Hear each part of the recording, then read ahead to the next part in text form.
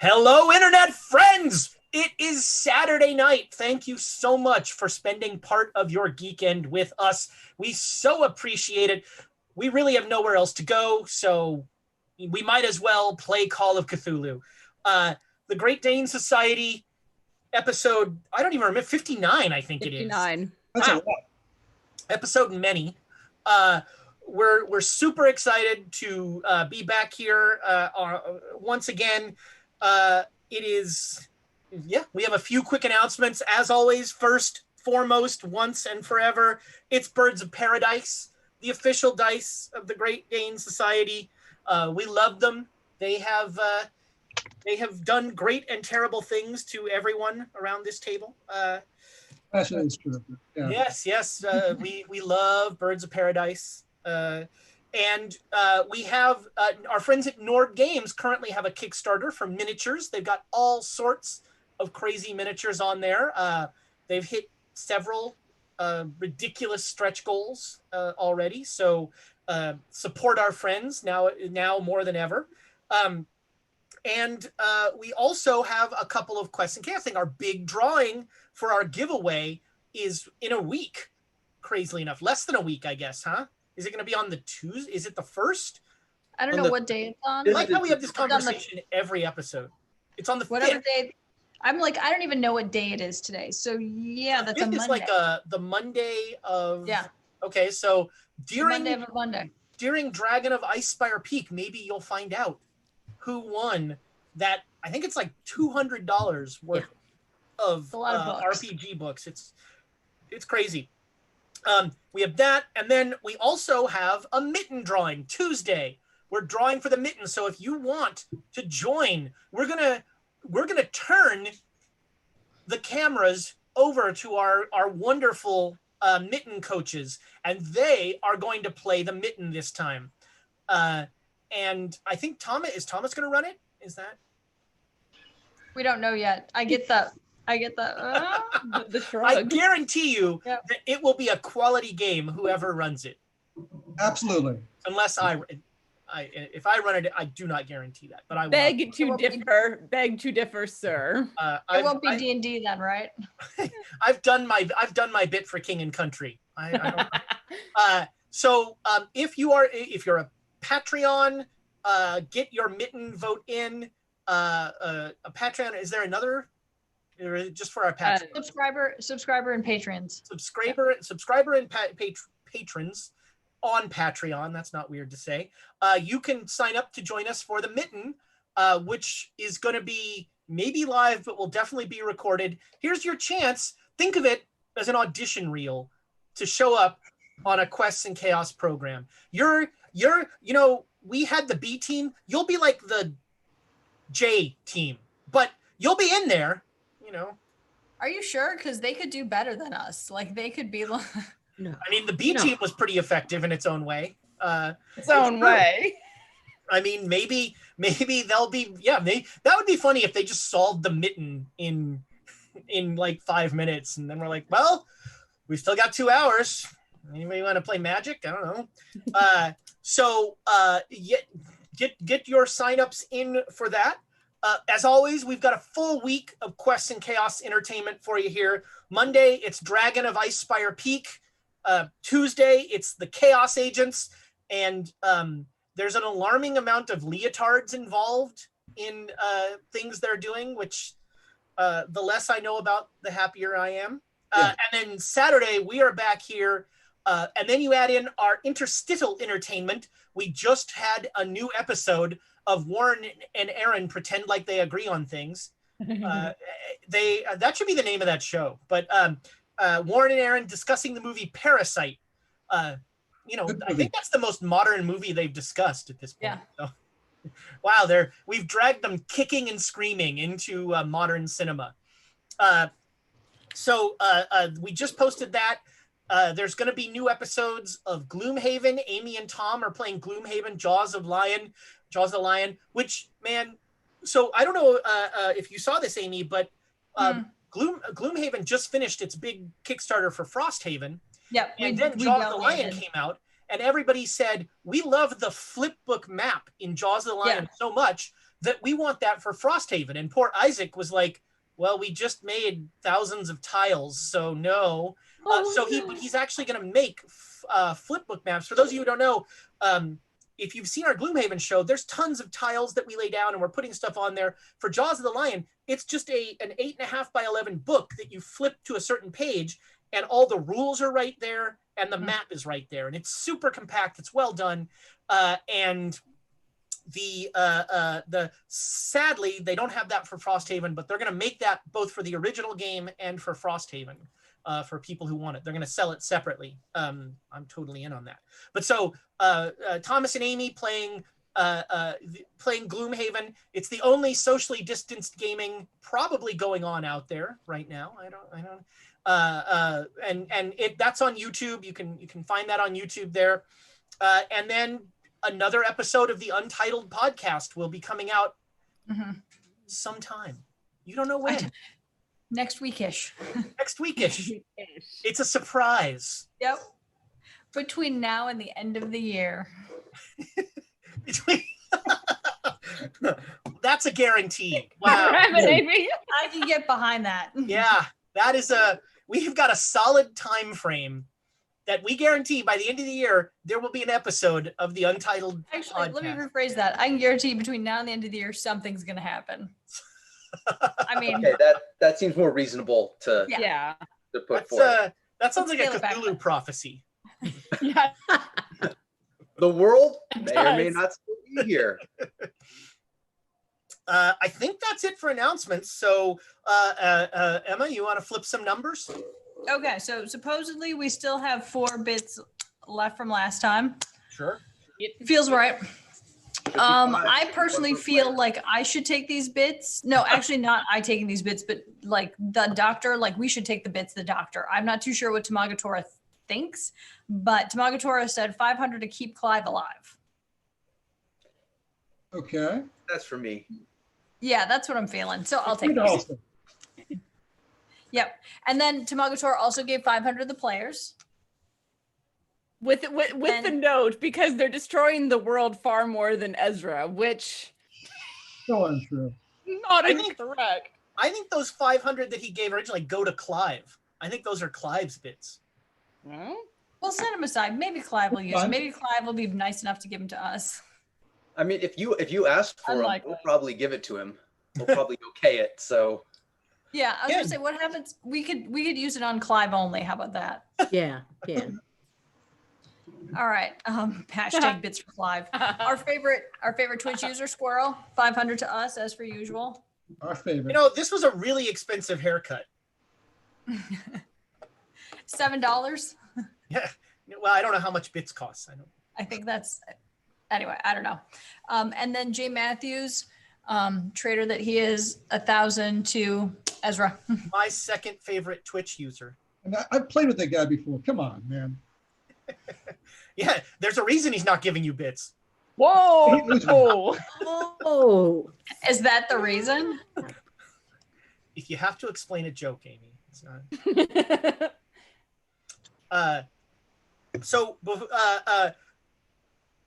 It is now the evening, the night of June 3rd, when last we left the Great Dane Society.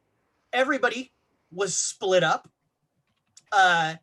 We had by the way, King who was it? King Shikamaru just gave 5 subscriptions. He gifted 5 subs. That's awesome. Thank you. I have to let my subscription run out so I can get one of these gift ones. I do that all the time. It's great.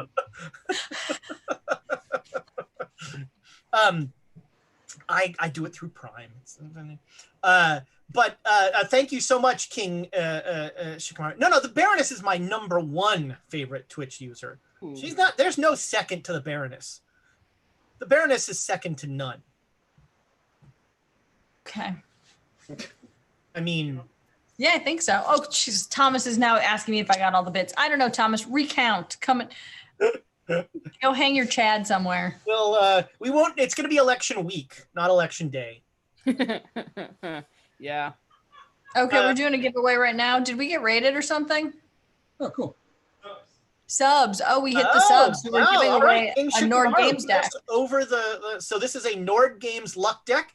hit hashtag chaos in the chat for your chance to win a Nord Games luck deck. We also have a giveaway at the break. So hashtag chaos at the break. I have, so maybe this is relatable content for some of you. Sometimes you kickstart something and then you forget about it and it shows up and you're like, yep, what is this? And as everyone knows, I will use no dice but Birds of Paradise. But I did kickstart these super nice Black Lives Matter dice from company that which company was it again, Amy? Heartbeat Dice. Heartbeat Dice. So I kickstarted these Black Lives Matter dice. They come with 2 D20s. One of the D20s has the raised fist. The other has the symbol BLM. And then a bag of all the normal dice. I don't know if there's any symbols on there. But the D20s have it. And we're going to be giving these away because I want you to have a chance to show at your table that Black Lives Matter every time you game.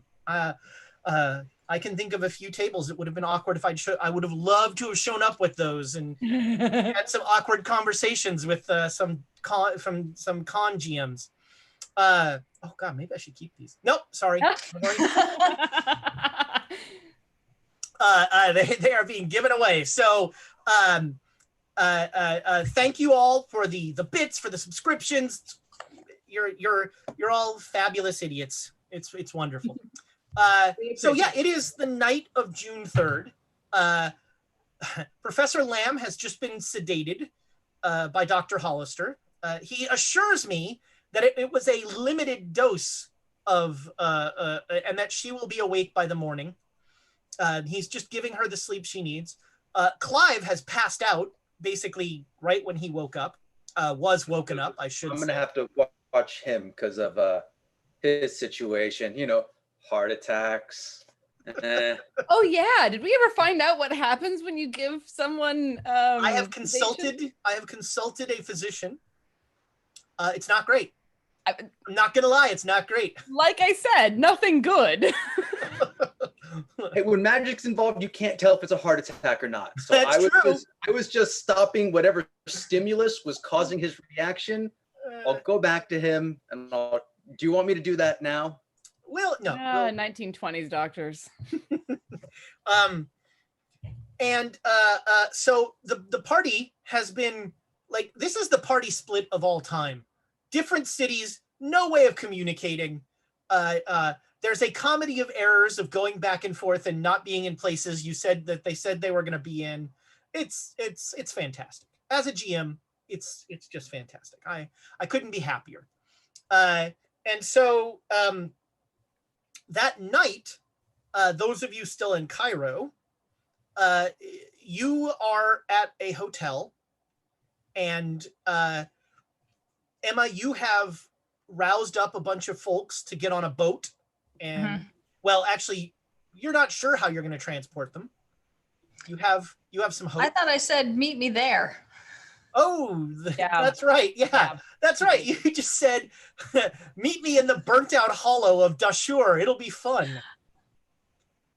It's a true pilgrimage. You have to have some risk in order to attain the kingdom of heaven. Yeah. Yeah, I'm not the person with the flag and the microphone going, and over to the left. Keep moving this way. We're walking. Yep.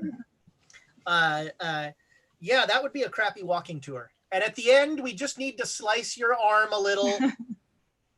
It'll be fine. Have an orange slice. Everything will be fine. We have someone who's really good at cutting. Don't ask too many questions. I don't have any orange slices though. I wasn't talking about you. we bought orange slices and alcohol specifically for this event. Alcohol for people who have just given blood. That's a great idea. I'm just saying, loosen them up for the party.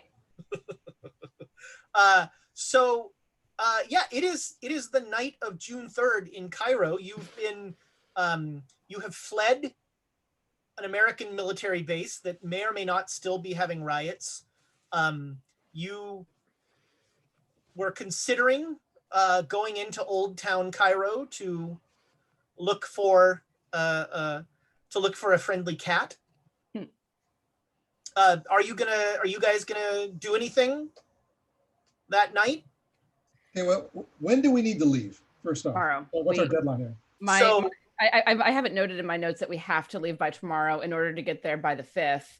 Like tomorrow morning, and right? give us that day to clear things out. So it's about a half day down the Nile on the boat, and then it's about 4 hours from Dashur to the pyramid. But it's 4 hours that you should really do at night, not at the heat of the day. Yeah, that's gonna be fun. Great.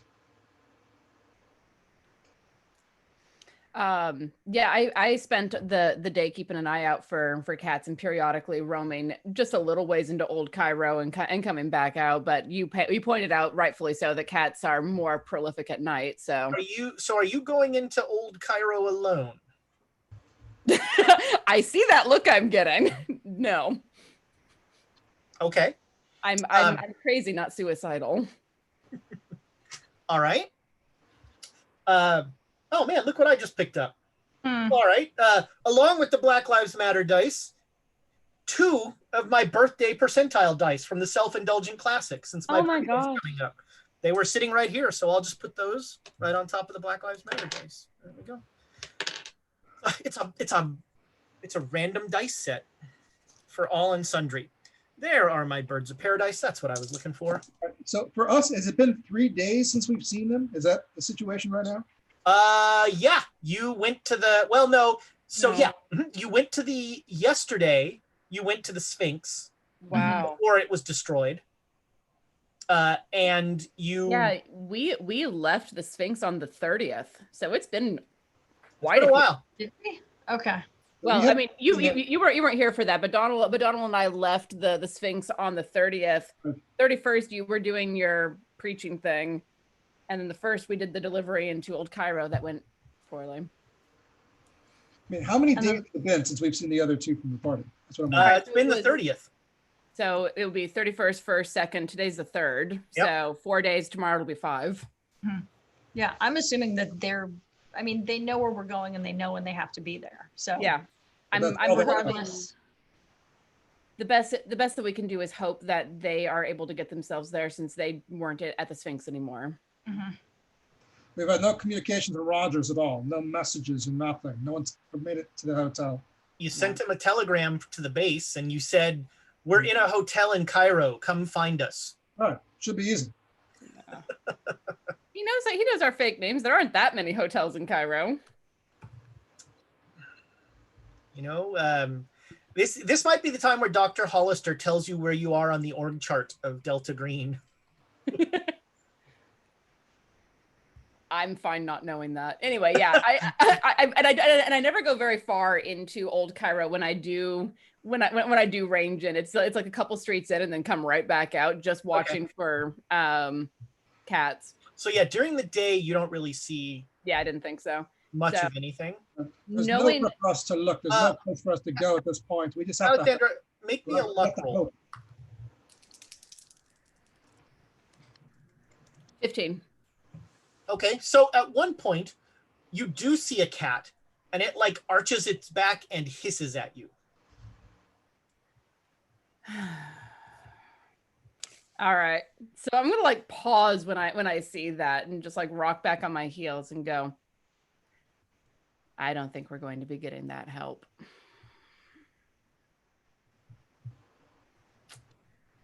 Well. All right, so knowing that, then if we're back at the hotel, I'm gonna tell the other 2.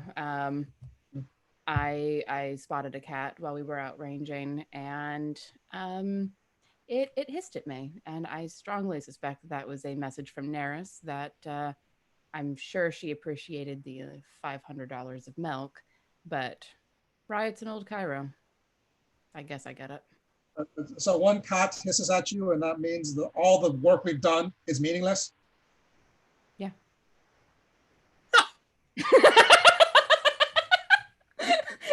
When you get the GM, you know. Yeah. Sometimes a cat's just a cat. Sometimes a cat's just a cat, but... You could have surprised the cat or something. Maybe you're stepping on its food.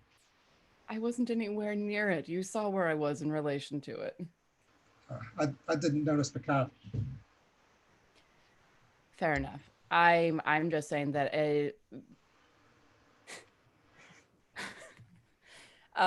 based on that, I'm going to suspect that we are not going to get any help from Neris, and that being the case, we need to find a way to bribe our way onto a barge, possibly heading down in that direction. All right, the plan B, we just rent a barge. It shouldn't be too tough. It's just the three of us. That is a workable plan for sure. Yeah. We do have some cargo to carry as well, not a lot. We have the food. We have all the bag of oranges that Emma's purchased for us. The wine bottles, of course, Emma's purchased. The drum. So I don't know who's playing the drum. You could offer the 14 people a ride. I suppose. Well, and if we're taking a boat, I suspect that will be more mentally palatable for the people that we are taking with us than whatever the teleportation was going to be. Wait. That was what Jen was working on, right? Some sort of spell to travel or whatnot. Oh, probably, but we haven't talked to them in 4 days. We can only hope that they're actually at Dashore, but we cannot count on them for anything except possibly being there. We'll just plan that we don't have their help. If they happen to help us, that'd be great. But all right, we'll get a barge. We'll move our things. We'll arrive on time. We'll leave tomorrow morning. Tomorrow morning, yeah. And we should figure out a way that we are below decks so that we are not visible to people who don't particularly care for white people at the moment. All right, yes, in a larger barge. Good. All right, fine. I don't know what else we can do this evening. Anything else we need to do? Well, we're all kitted out for camping for a couple of days. We have the food. Don't do anything. Are It's you the bringing? best. Are you going to invite the? Fine. You should. Do you guys want to bring them? I mean, they're just another risk. I mean, every time we're on a boat, something happens. Fish people. Right. Where the alligator people attack that one at a time. That too. Alligator people, fish people. Weird blob baby thing. And, Yeah. We'd probably have to entertain them or talk to them or something on the boats. Could get a little odd to ask questions. But Well- they are a risk that we need. We need them. We need that innocent blood, or this isn't happening. But we also have to keep them alive.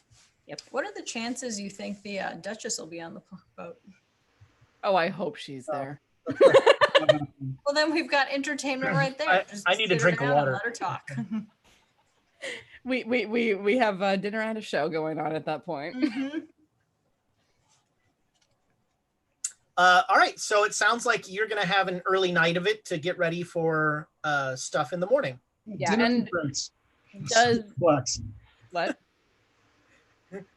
Does Emma go and talk to the people? Because Yeah, I can just go to the priest, put up something outside the, usually in front of the church, there's like a glass case with information. Yeah, they have a. Yeah, he has a. He will send to the volunteers. He'll make sure they know.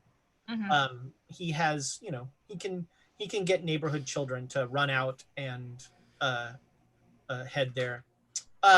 make sure they visited confession, taken communion, the stuff. Yeah, he gave them all confession. You told him to do that. So Does that make them innocent if they just do the confession? for a certain value of innocent, Is that all we need to do? I don't. you have to believe it. Yeah. I'm Catholic. You have to believe it. It could be a long conversation. Exactly. It doesn't mean I don't believe it.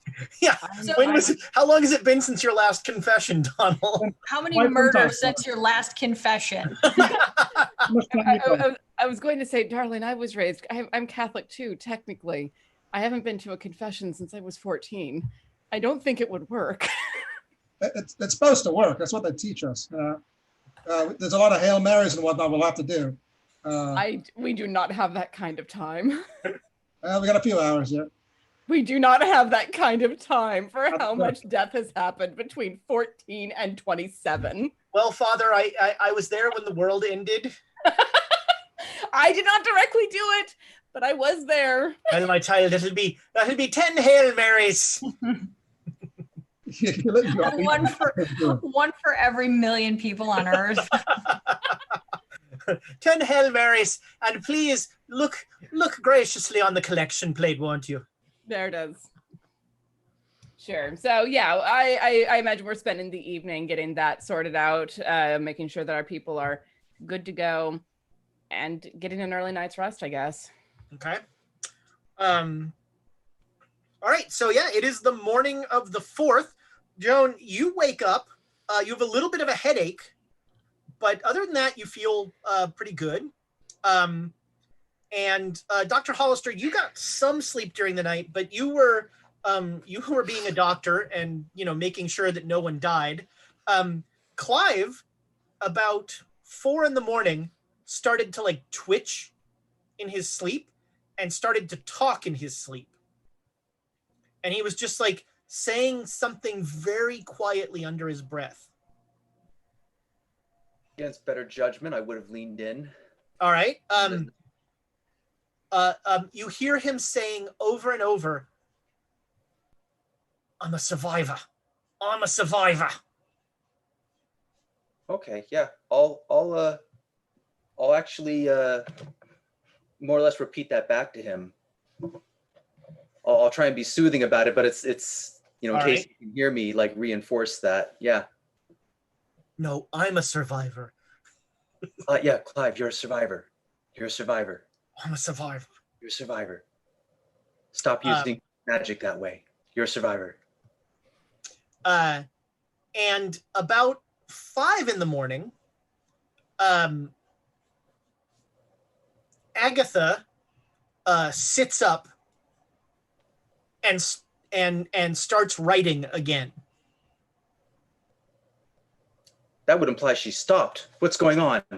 What did I miss? So she had, when she was just writing the Black Pharaoh is coming, and then she'd stopped. And so she sits up and she's writing again. Yeah, I definitely did not get much sleep. Yeah. What's she writing? She's just writing, "Please kill me. Please kill me."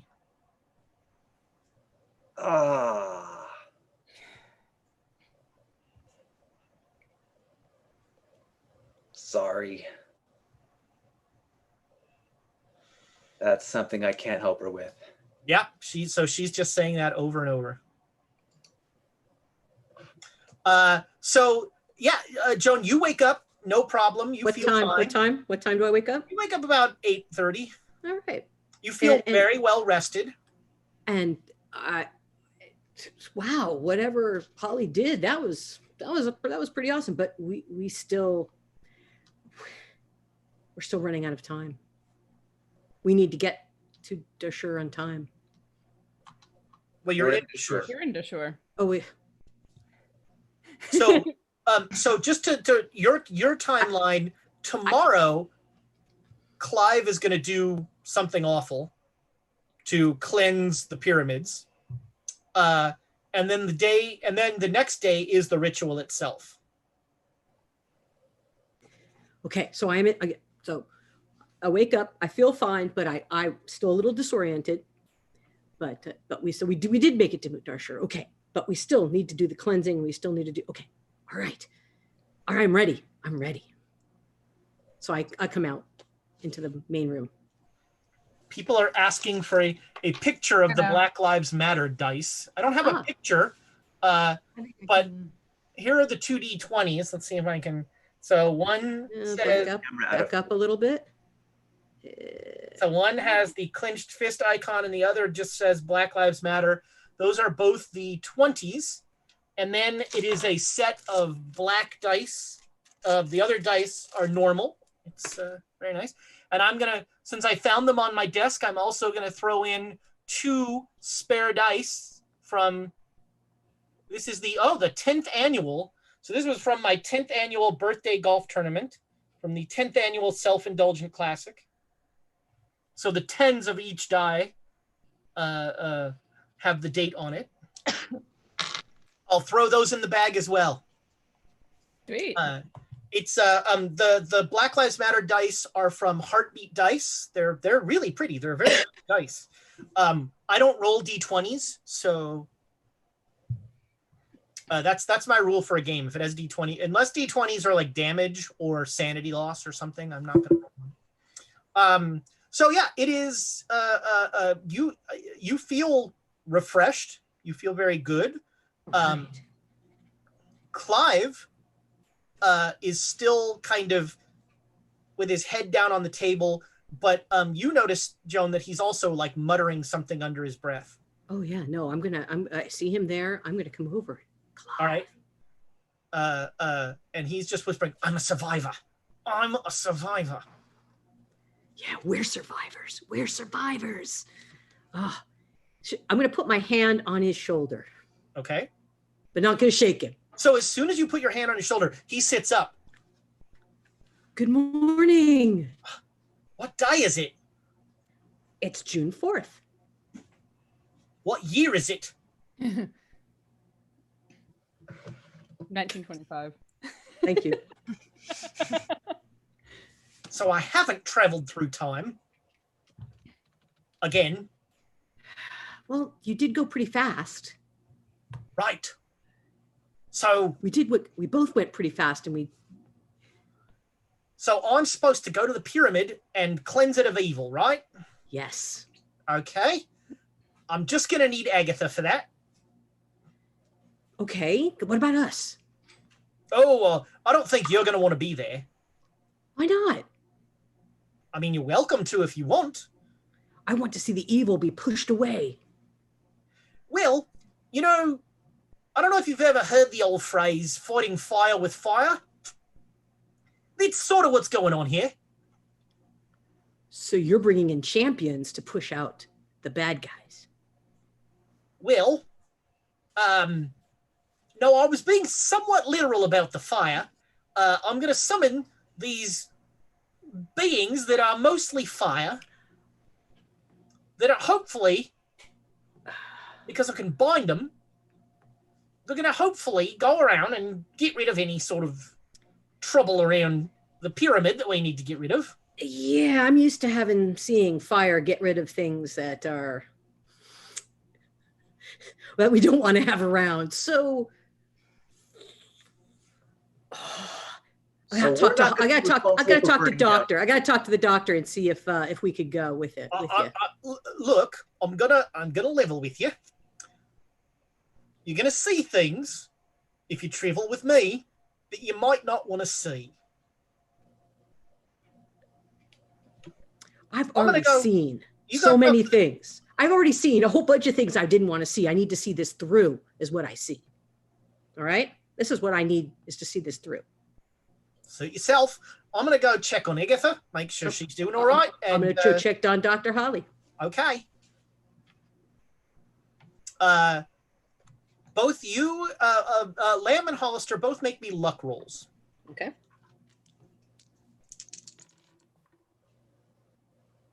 Yes. Oh, you both made it. All right. Okay. Everything's fine. Yeah. We're lucky because we don't notice something's wrong. Yeah. What is this? Something bad didn't happen, or we didn't notice that it happened? Yeah, you know what? But I do find him. That means I find him, though. Yeah. Yeah. Yeah. Now, So you're in a warehouse essentially, and the front room is a big open warehouse area. That's where the five, I think it's five, the five thugs, Agatha and Clive are, and then you two are in the smaller back in the office area right now. Cool. So Holly, Clive says that he needs to go soon and start getting rid of the evil. I think we should go with him. Well, we still have to do the gate. We have to do the gate and get our companions and get the blood sacrifices. Like we can't do the ritual without it. We do need them, but we need to also clean everything. Yeah, but if it's cleaned, it doesn't matter if we can't do the ritual. But we can't do the ritual. We have to. So how are we going to get it? How are we going to get our guys? How are we going to get our people? We don't know where they are. No, we got a cultist yesterday. He's tied up. Right. We're going to use him to make a spider, to make a gate back to the military base. But they're not there. I told them to be there this morning. I left a message. You were gone yesterday. Never mind. Don't worry. I'm on this. Okay. All right. All right. What time is it? Is it around the time to do the? Because I gave him a time. Yeah. So Clive will actually knock on the door, and he'll say, "Do you want to be there when I make the spider?" Oh no. Right. Okay. Then come out in about 10 minutes, and please ignore any screams you might hear. So he will head up front, and you do not hear any screams. And about 10 minutes later, he knocks. We did gag the cultists, so. About 10 minutes later, he knocks on the door, and he says, here?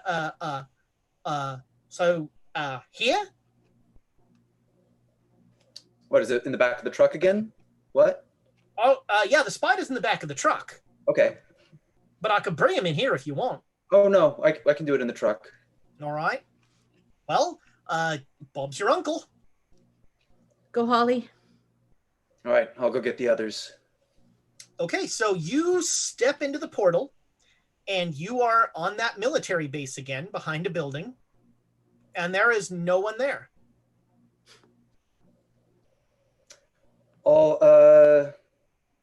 look around really quick to see if maybe they're around a different corner. Maybe they're just a little. They're confused.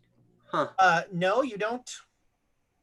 Is there still a commotion towards the gate?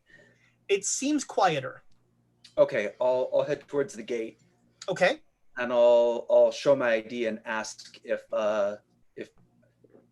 if he recalls that I showed up 6 or 7 days ago with the group, and if they had instructions to return, and if anyone's arrived recently that matches their descriptions. No, sir. But you were with the folks from DC, right? Yes. I think the CO has a message for you. Oh, okay. I'll go. Where's he at now? He'll take you there. Okay. So you come into the CO's office, and he looks up. What now? I'm looking for my companions. I was told you had a message. They ran out of here. They caused a race riot, and then they ran out of here. Are you... Now, you're a G-Man, right? Are you... Yeah, Are you in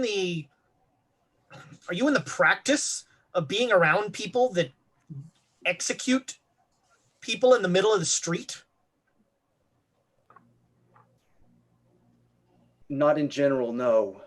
I have had to deal with them, but usually it's in a clinical sort of fashion.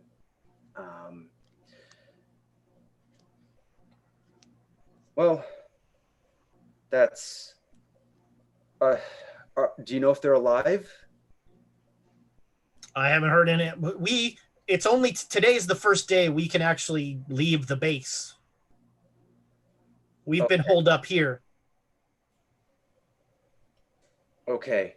I have a message. We got a secure cable from your boss. Okay. And he'll hand you He'll hand you a sealed piece of paper. It has a big eyes only stamp on it. And he says, I'm low on time, so I'm just going to read it to myself, obviously, here, but I'll face it away from them. All right.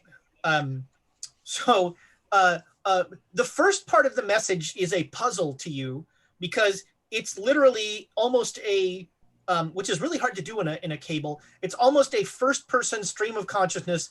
Why the hell are you giving me puzzles to find you? Oh, okay. I'm not gonna knock on the door of every hotel in Cairo in the middle of everything that's in the middle of a war. Okay, that sounds like, okay, I know who he's talking to.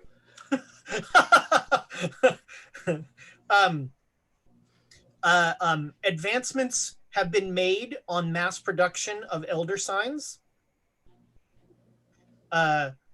Setback in portal technology is gosh, what would be the word? Is significant. Huh. And is that the end of the message? Yeah, and then it ends with the usual "please advise." Okay. I'm gonna close that up, put it in my pocket. I need to respond to this, and then I'd like to requisition some supplies if you can help me with that. I'll see what I can do, but yeah, he'll take you to the radio corpsman, and you can send. They've got a setup to send secure OSS cables. God, do I have it written down anywhere? The Dole, something Dole. What was the name of that book? Song of the Dole. What? Song of the Dole. Yeah, Song of the Dole. Song of the D-hole, yes. That's exactly what I wrote. Song of the D-hole. Yeah, I'll respond back that it's me, that I haven't, that the rest of the A team has not responded. And then in terms of portal technology, to look into to do research into the book Song of the Dole, warning like high cost. Okay. All right. And that's the message? Mm-hmm. Okay. So remember, the spider has a limited duration. Yeah, I'm trying to get this done pretty quickly. Okay. So you come back to the officer, and he's like, whatever I can get you, I'll help, sir. Canteens, waters, rifles, ammunition. For how many? Food, whatever. I'll take what I can get right now, what I can carry, basically. All right. So he'll give you full provisions for 5 people. Okay. That's about what you can carry. That's 5 rifles as well? Yeah. Okay. That's duffel. Yeah. Yeah, I can carry that for a little ways, but I guess I only need to carry it for a little ways. I mean, okay, and then I'll make me a luck roll. Are you gonna head back? He's like, do you need a truck or something? No, not for now. I'll come back later to arrange transportation. All right. All right. Well, let me know if you need anything else. And you you go out to the stores, and they've stacked up all this stuff for you. So make me a luck roll. Yeah. Okay. So you turn the corner to the spider, and it appears no one has run into your spider. Okay. Yeah, I'm gonna try and get through as quickly as possible with all this stuff. Okay. Yeah, you do, and the spider dissolves as you go through, basically. Professor Lamm. Wait, okay. Hold on. Professor Lamm, as soon as Hollister steps through the spider, Clive looks at you and he says, "Shall we go again?" What are we looking for this time? What are we doing? I got to have a plan. Have a plan. We don't have that much time. You're just reading the book, right? You're looking for the rituals in the book.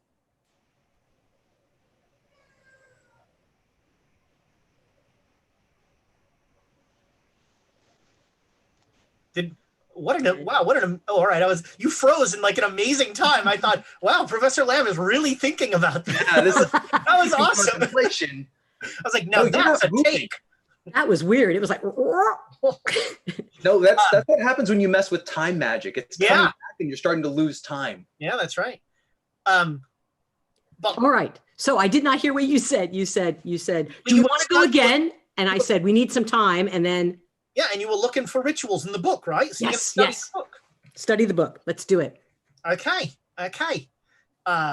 He will, he'll come up to you and he just taps your forehead and you are zipping through the book again. You pay no attention to anything else going on around you.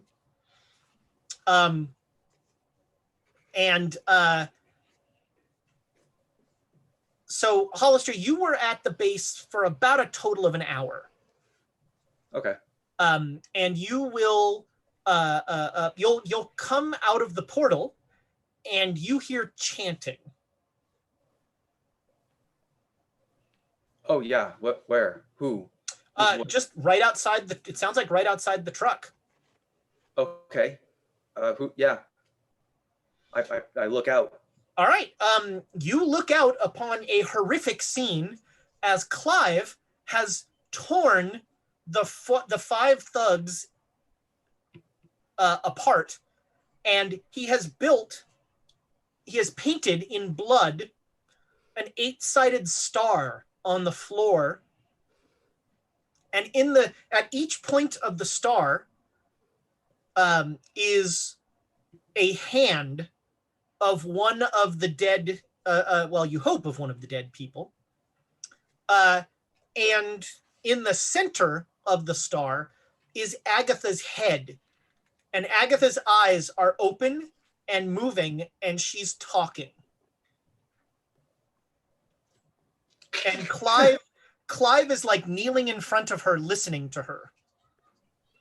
No, what have you done? Yeah, make me a sand roll. That's a... Wow. I'm glad I'm in another room.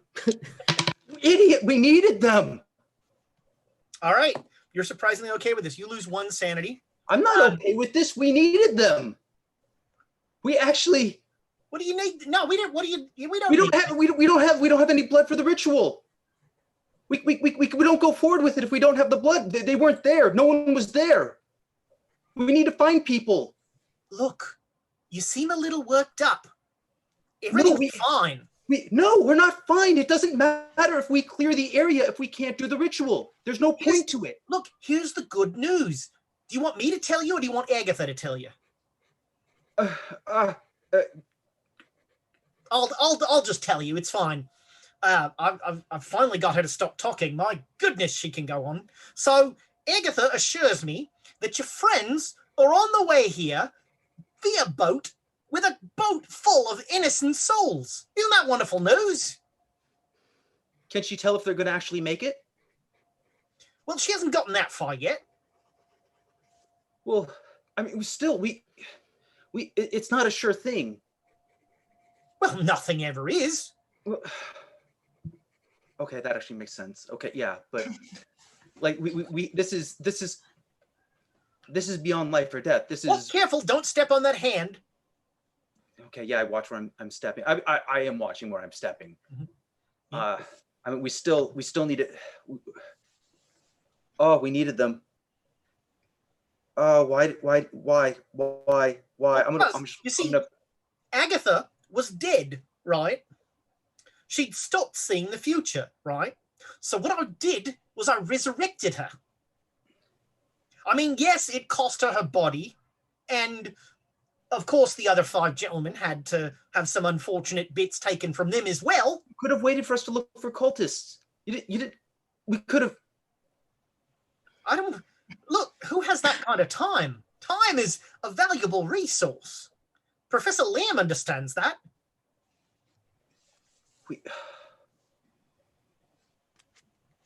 I mean, it's done. It's done. Crap. Look, I'm gonna walk away. Whatever cultists you can find, I'm gonna use tomorrow as bait. No, we need to be able to go out safely and look for people who would participate in the ritual. Like having guards. I mean, I brought back guns to try and help. Guns. Guns are not going to do anything here. Against cultists, they will.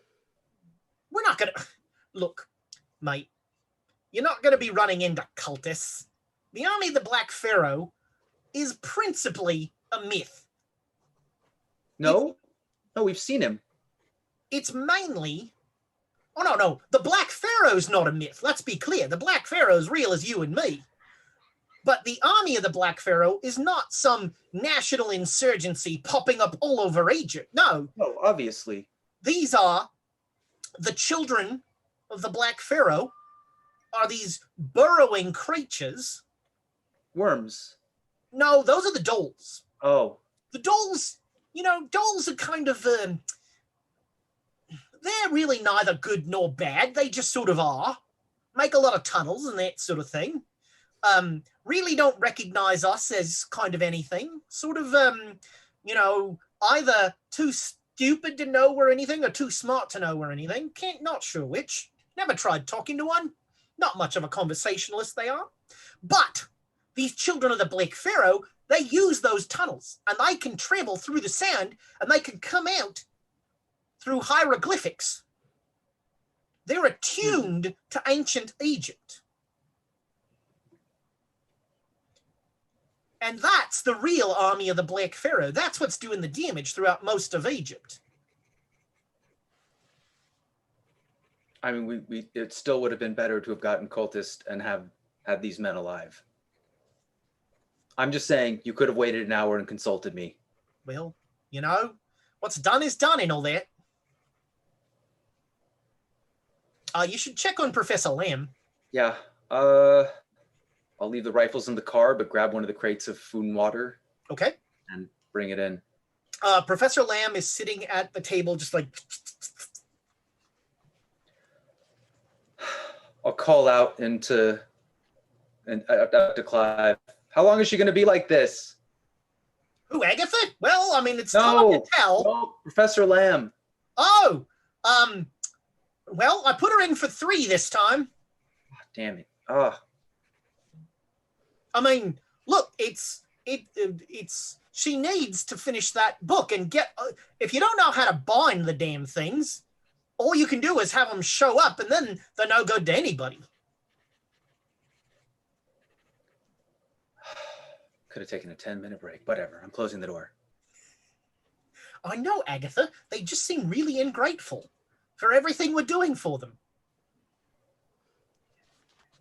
Can I interrupt for some bits? Please. Now that we've got bits, the typical ingrates that we usually are.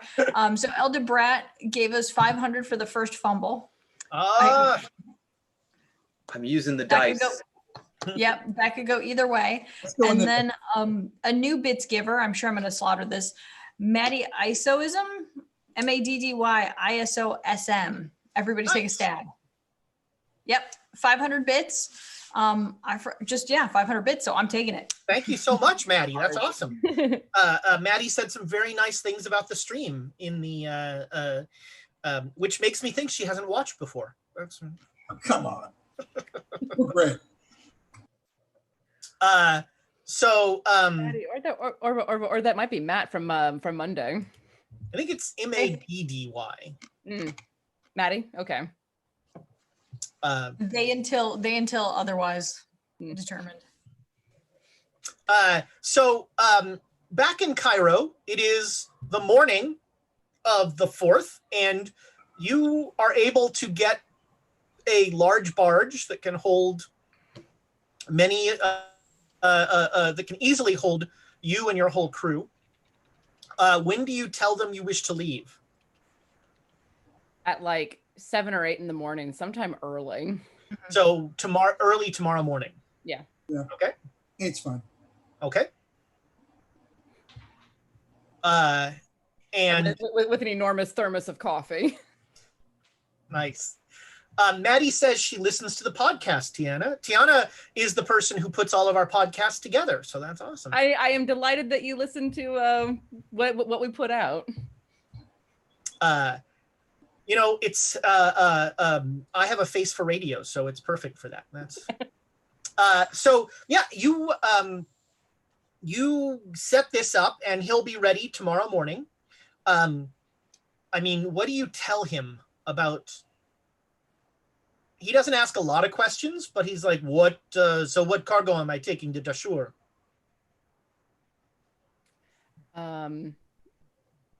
We are taking a group of pilgrims for a religious experience. Religion, man. I stay uninvolved. I just set it up. Okay. I know. I'm like Old Testament. Bloodletting. I stay uninvolved. I just get the barge and help get things along the way. Okay. Yeah, that's no problem. You set it up. You flash some cash, and he is happy to have that. The newspaper is talking about the ministry. The Ministry of State is once again saying that the pyramids of Giza have been liberated.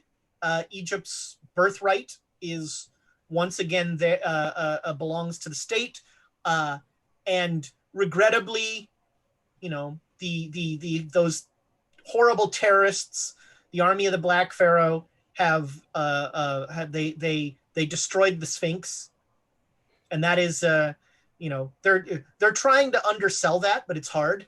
And there's pictures of the wreckage of the Sphinx in the newspaper. And we noticed from the photos the Sphinx isn't where it used to be. Yeah. Does anybody have that issue? Yeah, you guys can totally. Yeah, it is clearly not where it started. Yeah. So we were looking to get a barge for today to leave the morning of the 4th, if I understood correctly. Oh, yep. So you're getting out there early. Yeah. Mm-hmm. Yeah. Okay. Doesn't it take us until like the? So it's like a half-day trip to get down there. Okay. But because we know that the place needs to be cleared on the 5th, we want to be there to assist with that as much as possible and be ready for the 6th. I mean, no, I don't actually want to be involved. So yeah, you will, you'll get the boat for right away, and about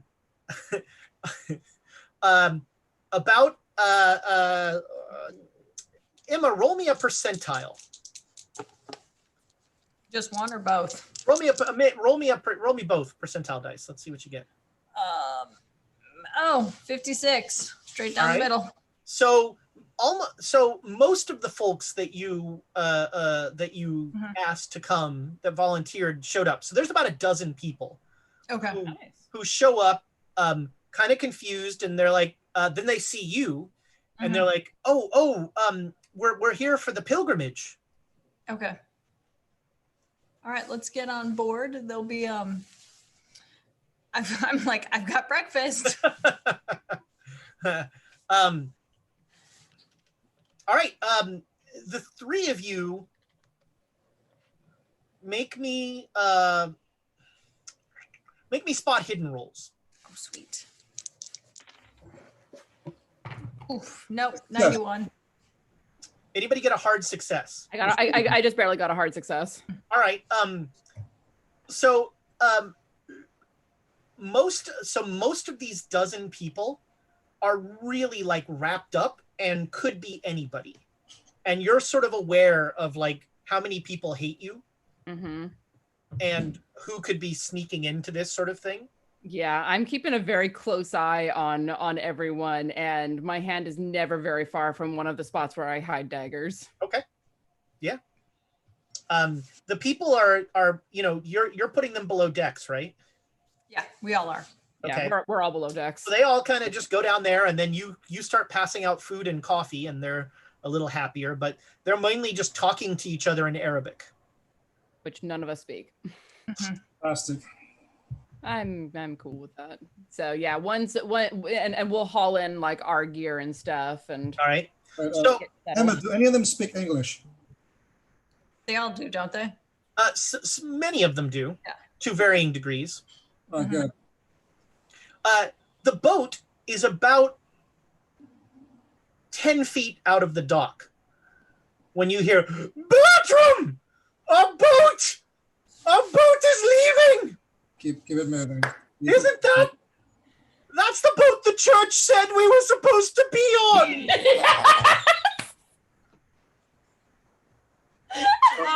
You've got to be kidding me. I've told Turn you. this boat around for this boat of a woman. Are you going to go back and Innocent?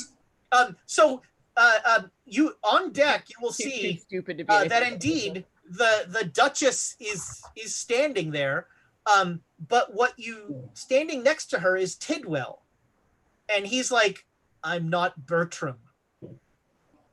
Wait. She knows us, right? Well, She knows us. we've run into her a few times. Whether Yeah. or not she remembers us is entirely a different issue. I mean, she's been with Tidwell this whole time, and she still calls him Bertram. So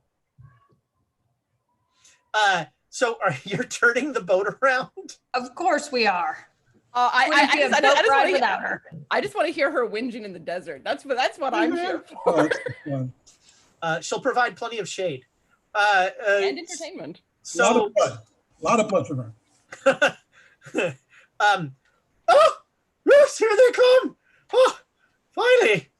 Oh, I don't know why that nice priest told me that I needed to come on this boat, but he said that it was a pilgrimage. Emma, how badly did you piss off that priest? I don't know. All I know is that she's probably got enough blood for like the entire sacrifice. Well, she's too stupid to be anything but innocent. So Yeah, I was. She gets on the boat. Where is my cabin? oh, darling, it's Down below. it's a pilgrimage. That means self-sacrifice and no cabins. No cabins. Self-sacrifice. That's part of a pilgrimage. Bertram. It's Tidwell. Bertram. Well, find me a space to sit. I will not go below decks. So Tidwell fashions her a chase lounge out of like rope and like stuff on the deck and like much of your food and water, and then she just Well, as long as she doesn't crush the food or the water. Yeah, enjoy the sunshine. Bertram, my parasol. He stands above her with like a tiny little umbrella. I'm so sorry, Mr. Tidwell. Yeah, the man chooses to be here. And I'm just gonna like shake my head and go back below decks because the sun is starting to come up, and I'm like, it's not warm yet. It will be. I'm going below as well. So have fun, Emma.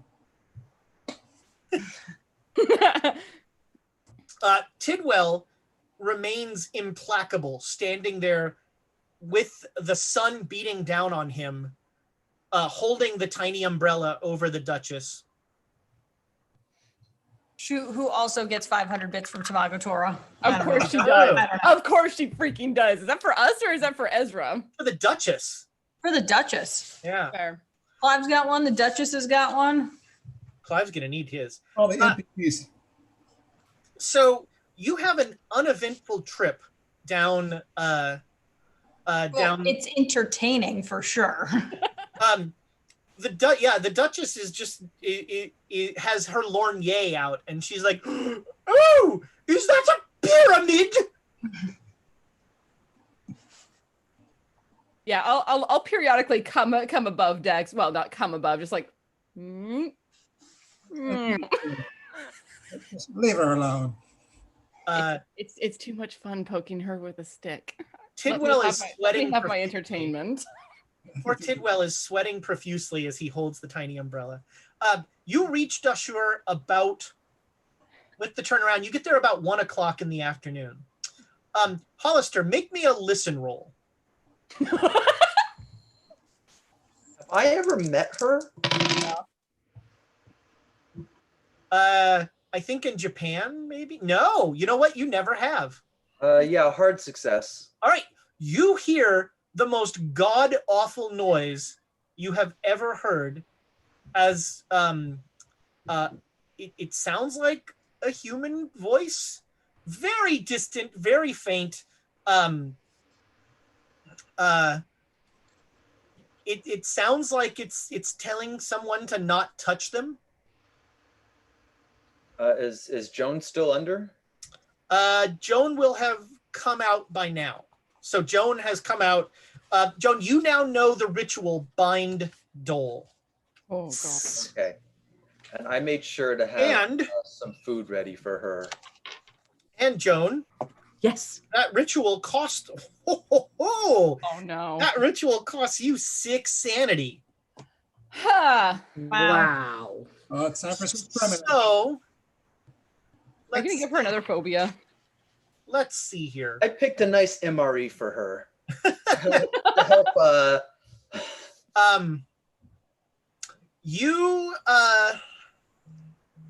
you come out of this and you are convinced that like you feel your body decaying.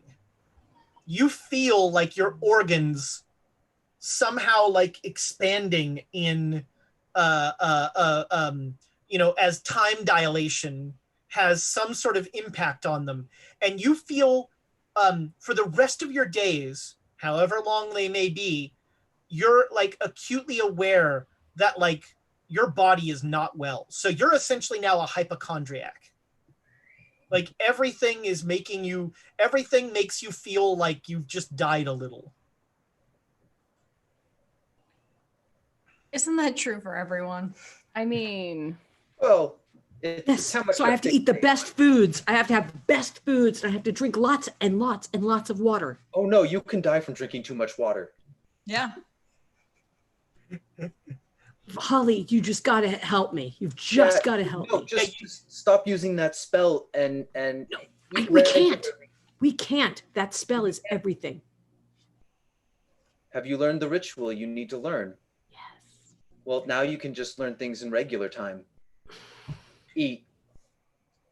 Oh, it's very hard. Once you've experienced time dilation, it actually becomes harder to read in regular time. Because it Practice- feels so practice makes slow. So just eat your food. Well, yeah, it feels so slow, but also I don't often have 12 hours straight that I can focus on something like that.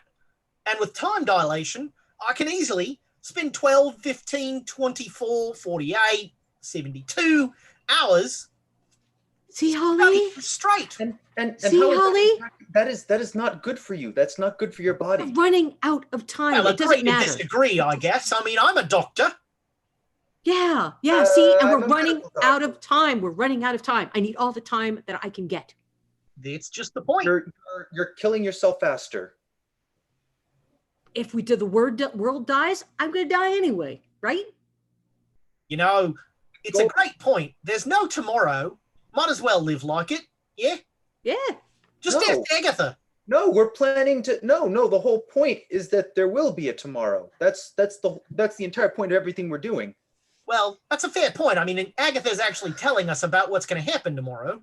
So there is a tomorrow as Oh, long as she's what talking did she about say? it. What did she say? Well, here's the interesting part. Mhm. So apparently the cleansing of evil goes very well. Okay. Although she does mention that some of you get a little closer than you really need to, and some unfortunate things happen there. She kind of glossed over that part. Between you and me, she's a little bit, she's a little bit of a, she's old-fashioned. She doesn't like to give people bad news. But we need all the news. We need all the news now. Well, I mean, you can ask her. Okay. oh no. All right. She's missing, just as a heads up before you go, I'll put my hand on your shoulder to stop you if you're getting up. She is missing her body, so brace yourself for that. What? There also might be still just a massacre occurred in that room. What? How come? Wait, a massacre? Who? Wait. I Okay, prefer it's the not just term me. ritual. It's not just me. It's not just me. It's a ritual, blood ritual. It's a deep It was a blood ritual. life-saving blood ritual. Look, we all know blood magic is the most effective magic. All right. I'm stealing myself because we don't have enough time to deal with this crap. Let's go. I'm not gonna lie, the hands are starting to get pretty ripe. Let's. Why was the Hands, plural of right? let's go? Holly, don't you want to know? Don't you want to know? No, I've already been in that room. All right, I'm going. I'm going.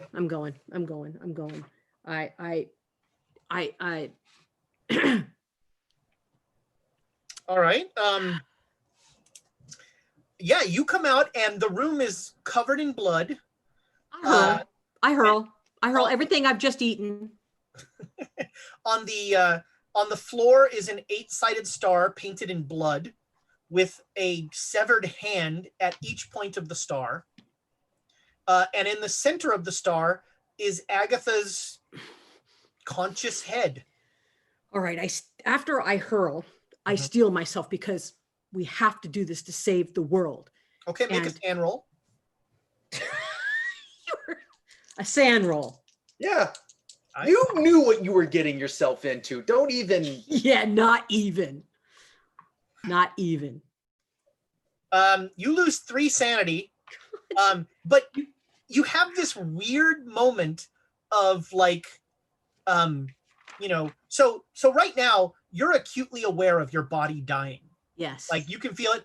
And, you come out and you're like, in a way that shows that you are not well, you go, well, I'm not a head sitting in the middle of an 8-pointed blood star. So. Yeah. Yep. So I'm doing okay. Gives you some perspective. Yeah. I'm not a head sitting in the middle of, I'm not hands sticking up. That's a great point. But I want to talk to her. So Clive, standing next to you, goes, marvelous, isn't it? Yes. The vision came to me in a dream of this ritual. I didn't actually know what it would do. I was like, what can I do for poor Agatha? Because, she was on her whole kill me, won't you kill me thing. Yes. And I'm already dead. And, it was a little tiresome. I'm not going to lie. And it sounds like they heard you. Who's they? They. I don't know. Whoever gave you that idea. I don't care who they are. They gave you the idea, right? They heard you. I didn't really think about who gave me the idea. Right. It was your dream. It's a little troubling, isn't it? Who is, what if we're just all being manipulated through this whole thing and some sort of horrible thing is guiding us to do unspeakable things in the name of the end of the world? Well, that'd be something, wouldn't it? Just now thinking of that, Clive? I thought, okay, let me hear what she has to say. She's always told us the truth. Wait, sure, yeah. Okay, Agatha, Professor Lamm here would like to know what exactly is going to happen when I do the whole cleansing evil bit. Yeah. If you don't mind. I'm trying to remember if Agatha ever spoke. I'm gonna take a cloth and put it around my, because I'm going, oh crap, there's all sorts of things around here. I've been Agatha will in a very breathy voice, Agatha will relay that Clive is able to summon, and she says several different names of creatures that you could make Cthulhu Mythos rolls on if you want. Take that, max sanity. Yeah, my sanity's pretty low. I might do it. She says he summons them. He's able to bind them. Not all of the innocents. It is not only evil that they purge from the area. So not all the innocents. Why wouldn't not the innocents survive? Well, I hope I've made it clear. I really tried to make it clear. that this is a little bit like fishing with dynamite, what we're doing here. You know, I mean, cleansing evil, yeah, but really it's more just sort of cleansing every bloody thing. So, you know, when I summon all of these things, it's not really, there's not a lot of discernment. You know, it's not like you can detect good and evil. That's ridiculous. Okay, so basically, none of us should go there except you and Agatha, right? Oh, Agatha. Look, if Agatha leaves that circle, she's quite dead. Okay. I mean, So I can you're pick her the only up. one who can go? He picks Agatha up by her hair, and like a little blood drips out of the dripping neck, and he's like, "Hello, Agatha." Nah, but if she leaves this circle, you know, it's curtains for her. Okay. Sorry about that. I'll put her back down. So there's some people in the area that are gonna get beat up by this. Okay, I can deal with that. If there's some people who are already there who are gonna get beat up by this, but we have to close this off before the biggest evil comes out. So I'm ready, but I'm not gonna go. I'm ready, but I'm not gonna go. There's a double meaning to that. Yes. Well, I mean, sure, yeah. What I mean, as far as I'm concerned, all I've heard Agatha say is that everything's going to be great. All right, I'm going to get out of this room because there's too much here that I could get to, things can get me. I don't want to die before this is done. Maybe after, but not now, not yet. You're the one that vomited. Well, yeah, because it's disgusting. There's so many things here that could infect. I can't. Okay, I got to move. I got to get out. Disgusting because now someone's vomited in the corner. You on the tire of the truck. How can we? If I drive that truck out of here now, it's gonna track vomit everywhere. That's disgusting. Really, you should have some respect for your environment. Says the man who's put blood everywhere. That's blood magic. I stomp out of the room. I just stomp out. There's no such thing as vomit magic. I can't. That's ridiculous. Ha! I'll figure it out. So did I hear that voice while they were having that exchange? Yes. All right, I'll go out and I'll peek on what's happening. Wrap myself up so I'm semi-disguised. Okay. You see. Make me a spot hidden roll. Oh God, no. Oh, okay, yeah. Hard success.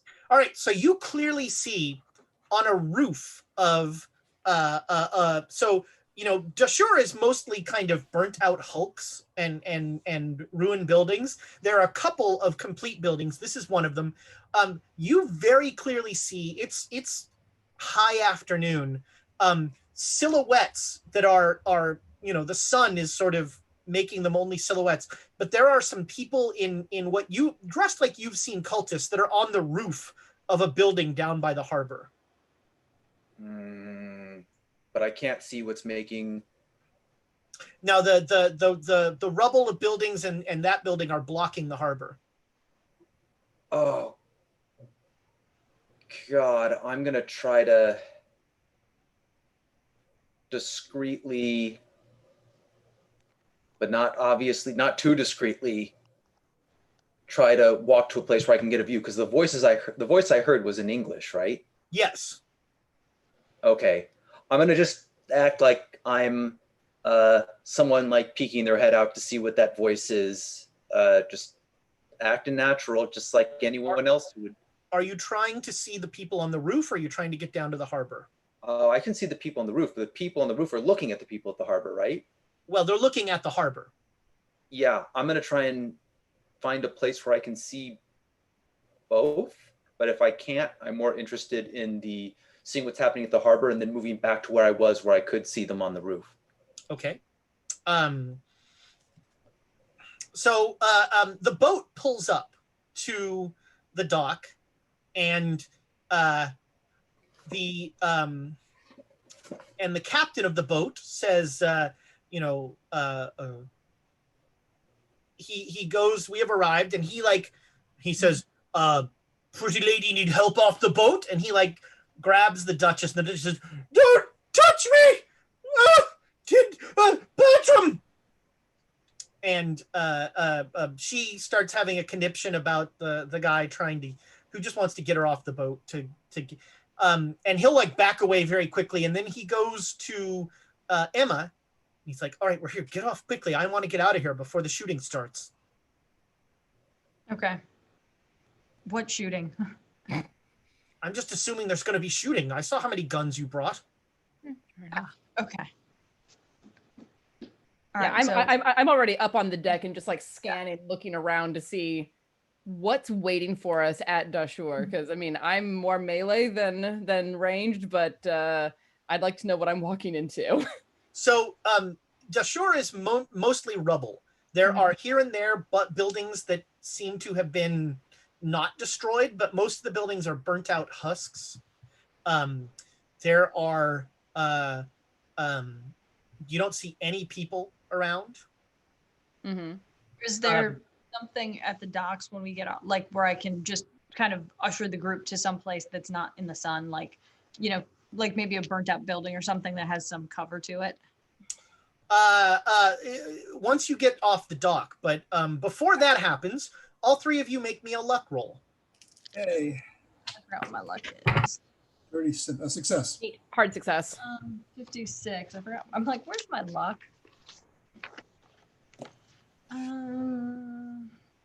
That's sanity. All right.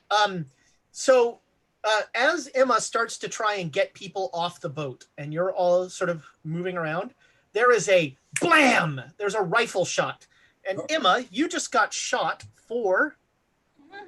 Do I really not have a? Where's my D8? You just got shot for 7 points of damage. Wow. Kablam! What? And so as we cut to break, you're all on deck getting things ready, trying to get people off. And Dr. Hollister, you see one of the people on the roof, like aiming a rifle, and then you hear blam! And you take 7 points of damage. So that's going to take us to break. We are doing, once again, a giveaway of these really nice ice cream dice, Black Lives Matter dice. Heartbeat dice. Heartbeat. I think I'd remember the name of the darn company.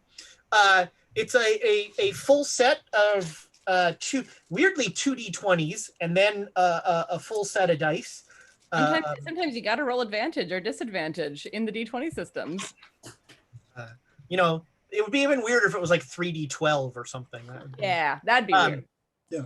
And so it'll be #chaos now to be entered to win that. And we will be back just as soon as 6 people can use 6 bathrooms.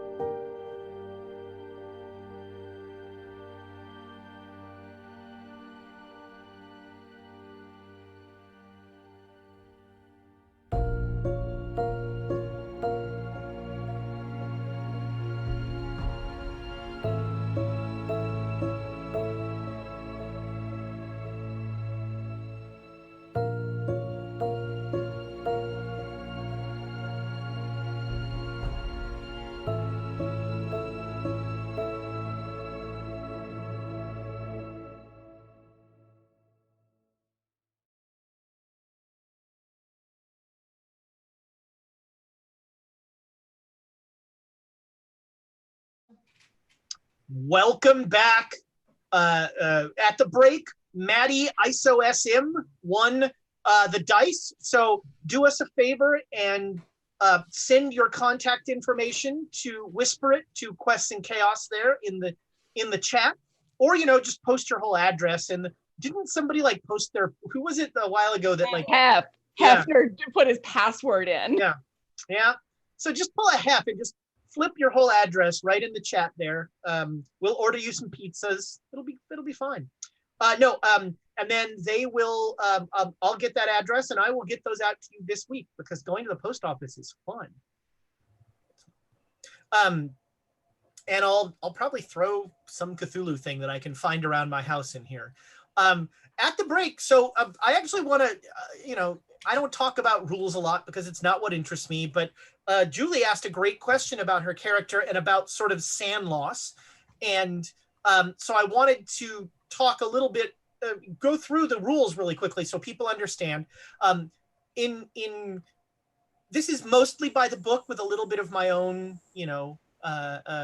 stuff thrown in. So when you lose 5 sanity at one time, you have what Call of Cthulhu unfortunately calls a bout of madness, but I don't, I don't truck with that so much. And that is when I usually will, you'll freeze and you sort of act on instinct and do whatever happens for a short period of time.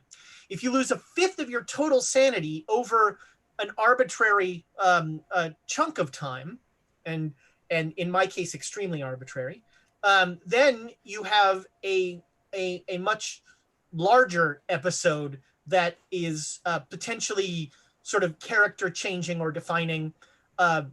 Thomas once turned into Rambo for a whole day. He started hunting the party and he was like hiding under cars, and it was also a little bit Sideshow Bob from The Simpsons as well. Yeah. It was a little Rambo, a little Sideshow Bob. I think they found him like under a car and he's like, what? I don't know why I'm under here. The funny part is they had no idea he was hunting them. He was sneaky enough that they never saw him. Good old Solid Snake going on over there. Right, that's right. So that's just a little bit about the sanity rules. So congratulations, Maddie ISO-SM. I realized I was reminded that I forgot last week that I had promised a bad 80s TV moment. And so it's a very simple pitch. As I said last time, it's a mix of rollerblades, professional wrestling, and bad TV. And this is in the 80s. As always, television was crap. They just would put anything on there and we would watch it, especially like when you got off network TV to like the Channel 44 or the syndicated channels on like a Saturday afternoon. Oof, it was bad. And one of the things that we watched was a show called Roller Jam. And Roller Jam was essentially someone taking roller derby, which has been popular since like the 50s, and slightly updating it. And by slightly updating it, I mean everybody wears Lycra and puts on rollerblades, and it looks kind of like Starlight Express. Which, by the way, if you've never Googled Starlight Express, that's also terrifying. Starlight Express is Andrew Lloyd Webber, the guy that did Cats, basically made The Little Engine That Could, the musical. And the whole stage is this like set that people on rollerblades go skating around as they are the trains. But Roller Jam was much like that. The two funny conceits about Roller Jam were that, one, they pretended like all of these teams were from different cities. So there was like the Las Vegas team, and the Las Vegas team hated the LA team. And, the Las Vegas team was like these gritty, grungy, we're going to beat you up bad guys. And the LA team was all blonde, pretty boys and girls. But they were all always on the same set. So even though there were like 8 teams, it was like, and this week, St. Louis versus Las Vegas. And it was always in the same soundstage. I'm sure it was filmed in like North Hollywood or something. And they would try and do this WWF thing where they would have interviews with the people. But like, unlike the WWF, they wouldn't like make them actors, because for the most part, these were like old like it was a weird mix of old roller derby people. So every team had like one guy in his 70s who was like left over from roller derby and was like, didn't want to use rollerblades. And then like 8 young, hungry actors that were trying to do stuff. So roller jam, it's terrible. Yeah, it's pretty awful. Sounds like. It is not, as I pointed out to Rachel, it is not the existential horror that is Madam, but it is, it is pretty awful. Now, on a lighter note, Emma's just been shot. Yeah, exactly. I'm laying on the deck of a boat. Bleeding out her only slightly innocent blood. And so, wow, Talonsor knows Starlight. Starlight Express. It is terrifying. You are a theater nerd, my friend. Terrifying. That is like deep cut theater nerd there. Yeah. It's not good. It's really not good. But it is really funny to see, like, on YouTube there are clips of the of course. So Talonsword makes the point, and I want to apologize to Dr. Paramecium for what I'm about to say, but Germans have terrible taste in music. You have just irreparably hurt their feelings. Starlight Express. Come on. Starlight Express is still going on in Germany. Like, okay, fair. Basically, when I go to Germany, I was just in Germany last year when we could still go places, and you walk down the street and you see posters for like, and you're like, oh, that's where the Pointer Sisters went. Just like every band that you are like, when did this happen? And they're in Germany, and they're going. You can get tickets for Saturday, September 26th. So actually, you could get tickets for tomorrow's 2 p.m. performance as well. Ooh, a matinee. The matinees. Then that's when the understudy. Don't go to that. That's when the understudies come in. I've never liked performing matinees either because the audiences are crap. It's when the blue hairs come in. It is. It's Sunday afternoon. No offense, Julie. I've liked that. Because I think it's fun to do it for somebody who's like kind of like, what are you doing? The energy is hard. It's really hard to get them on that one, especially on like comedies where we're relying on the quick movement. It's really difficult. They're like, what was that? What did you just say? Exactly. There can be some very fun Sunday matinees, but I can count them on the fingers of one hand in like 8 years of doing theater. People in the chat are making the mistake of comparing Roller Jam to Rollerball, the cool movie. That is a bad mistake because Rollerball, like, A, has good choreography, and B, has actors in it. Roller Jam had neither of those things. Oh. It was bad. It was bad. All right. So yes, Emma has been shot, and we are going to go into initiatives. Solar babies. Oh, there's a solar babies reference in chat. That deserves an Aaron and Warren. Go off. You just get to go off on solar babies. That's an Aaron and Warren thing. Chat, I absolutely adore you. You know so many things. It's wonderful. I only do bad 80s TV. Coming up next, the next time I do this, there's gonna be an ISIS reference. Okay. Archer? No, ISIS.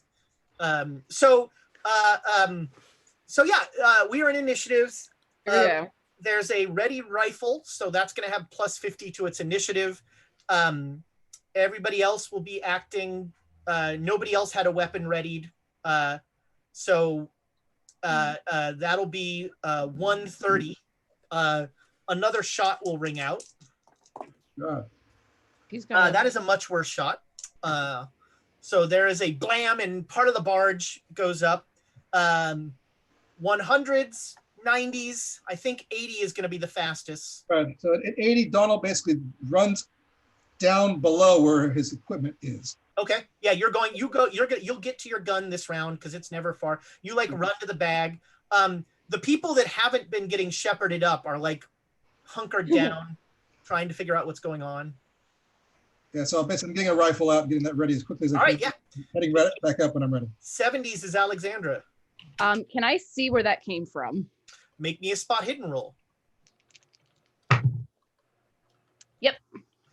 Yeah, you definitely saw like a muzzle flash up on a roof, a little like 2 streets up. Okay.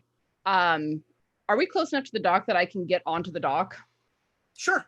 All right. I'm gonna just like immediately swing down over the rail and just take off running, using cover from the buildings as much as I can to not have any direct line of fire on me. Okay. And so part of the problem with that is that docks are by their nature kind of very open. So for this round you'll be open. Next round you'll be in the street, and so you'll probably have more cover. Yeah. So my plan is to get to them as quickly as I can, using as much cover as I can. But I imagine, this round I'm just entirely on the docks and keeping low and moving fast. Yeah, and you also would see they're on the roof of a building. Yep. Okay. That was 70s, 60s, 50s. Wow. 40. I'm 60, but I make me a listen roll, Professor Lamm. Oh yeah, hard success. All right, you heard a gunshot for sure. You heard a gunshot outside, and you will, you were just coming back into the back room. The back room is empty, and Hollister, like the door, there's like a back door, and that door is open. Okay, is that where I think Holly went? I mean, yeah. In a world where portal jumping spiders exist. Okay, I'm not super good at guns, but I'm gonna try to find one. You remember that there are rifles in the front that got it over so by being vomited. Yes, I'm going back there. I don't like it. You turn back around and Clive's like, "Oh, good, you're gonna clean it up." No, there's a shot. There's rifles. There's people out there shooting. Oh, should I summon something? Not yet. Let's see if we can shoot them. I'm getting a gun. All right. Yeah, they're over there. Yep. Okay, that's my. No, you're right, Agatha. Guns never solved anything. No, that's why I use daggers, obviously. On a 50, the Duchess will make her way up out of her makeshift chaise lounge, and will turn to Tidwell. Did you just hear a balloon pop? Is there a welcoming party? Get me some champagne, Bertram. And Tidwell has once again not reacted, as is his wont.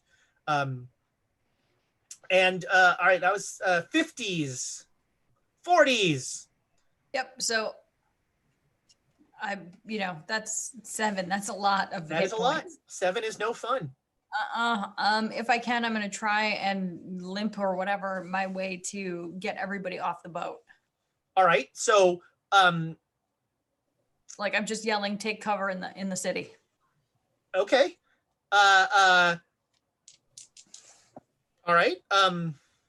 That's a people will start to, so the people that everybody was starting to come out of the thing. Seeing an angry man pulling a rifle out of a bag made them stop going upstairs. But now, as you're yelling that, they'll be like, "Oh, okay." Yeah, I'm like, go. Okay. So they will start to leave. And Dr. Hollister. First question. Did I manage to find a place where I could both see the cultists that were shooting and can I still see the cultists? You can see the cultists. You haven't seen the harbor yet, because the gunshot interrupted your heading to a spot where you could see both. Okay. Can I find cover where I can see the cultists? Sure. Yeah. Okay. And then after doing that, do I still have time? That'll be most of this round. You can ready a weapon or something. I'll take out my revolver. Okay. Yeah, you pull out your revolver. It's going to be a little far. The range is going to be tough with your revolver. Okay. All right, there you go. Back to the top of the lineup. The rifle, man. The Duchess has plot armor and actually ablative armor. She is ablative armor. All right, let's see. One of the sailors goes down. He's shot. Blam! Oh! And that was 130. You, Dr. Hollister, would see that one cultist has a rifle. The other seems to be looking through binoculars at the boat, or whatever's in the harbor. Okay. All right, that was that. 90s, 80s. Donald. All right, so assuming Donald's ready now with the rifle, right? Yep, yeah, you can head back up. Head up the stairs, and I want to use right where the stairs meet the boat. I imagine there's some structure. There's a wall. There is, but there's also like a bunch of people who are trying to come up the stairs because Emma just told them to leave. I'll do what I can to ignore them. Maybe they'll actually be a distraction for me. They won't notice me perhaps as people are running past me. Well, so the stairway is this is a fairly narrow stairway. So they're not gonna. You're a professional. They're not gonna like make it so you can't shoot, but they are gonna make you will have a penalty die on this roll. Well, actually, I'm gonna make you an offer. Okay. You can take a penalty die in this roll and not worry about these innocent people, or you can not care if they get a little too close and take some hearing damage or who knows what other kind of damage, and you can just get a shot off with no penalty die. I'll take the penalty die. All right, you don't need all their blood. Alex would not forgive me if I damaged some of our precious sacrifices for the ritual. All right, so a shot with a penalty die. All right, so basically lining it up, leaning against the wall a bit for cover, trying to. Now you could aim, and if you spend this turn aiming, then next round you'll just have a straight roll. I'll give a straight roll a shot first. I won't aim this time. Okay, so Emma's bleeding on the deck. I don't know where Alex is. We're in a situation here, so I don't have a lot of time. Okay, I'll take a shot. Take your shot. So a 21 and an 81. An 81 is a success. 81, but it's not a hard success, right? Regular success. Okay, so you line the shot up, and you fire, and it hits like the rubble that they're hiding around. They have cover essentially. Keep them busy for me. Oh, so I would need a hard to hit these guys. Yeah, okay. that's right. Okay. I'll do what I can next turn. All right, there you go. But there has now been a shot from the boat. Mm-hmm. All right, that was 80s, 70s. Alexandra, you're I'm looking it up the street. Yeah, and now I imagine I have some cover from them shooting at me. They seem to be ignoring you. Fantastic. I'm let's see, they're up on a roof, so I don't want to draw a dagger yet, but I want to get as close to them as I can, and if I can get close enough, I want to start climbing that roof. Okay, sure. Next round, Hollister, you will see Alexandra as she comes up the hill towards that building. I doubt I'll be looking for her, though. It's true. That was 70s. Also on a 70, Donald, you would swear that you hear chanting down here. From the boat? Inside the boat, yeah. Fuck. Shit, okay, gotcha. That was Professor Lamm. Yes. All right. I was smart enough, I believe, to take a couple of firearms. So I'm going to go up to where Dr. Hollister is and have a couple of firearms. Okay. Yeah, you bring him a rifle as well. Yep. And I got a rifle. I'm not great, but this is those times. Rifle. you like come running up with, and he looks at you and goes, I don't know how to use a rifle. I've got my revolver out. Okay, whatever. These are hard times. I got mine. I'm going to try to shoot. I don't know how to use a rifle to be the episode title. Well, like the other one better, but that would be okay too. I had to try. Let's see. We're not trying to shoot them. We're just trying to make it so they need to find cover and can't get easy shots at our guys. Yeah, no, I tried to shoot at them. I don't have a lot. So I got a 36 out of 20. No. All so right. I didn't. So they definitely notice. And one of them, the guy with the binoculars, like turns around and like looks kind of where you guys are. And they kind of try to hunker down. They realize that they're being flanked. With a small angry assassin closing quickly. Well, they like I said, they haven't seen. They haven't seen. Yeah, they seem to be focused on the people that are shooting at them. All right, that was 60s, 50s. Emma is next. I'm 40. Does somebody go before me? Nope. It's you then Hollister. You're down below where the chanting is, right?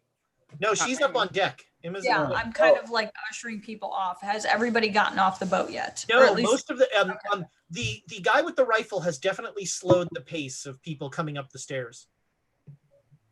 Okay. I'm gonna still keep pushing.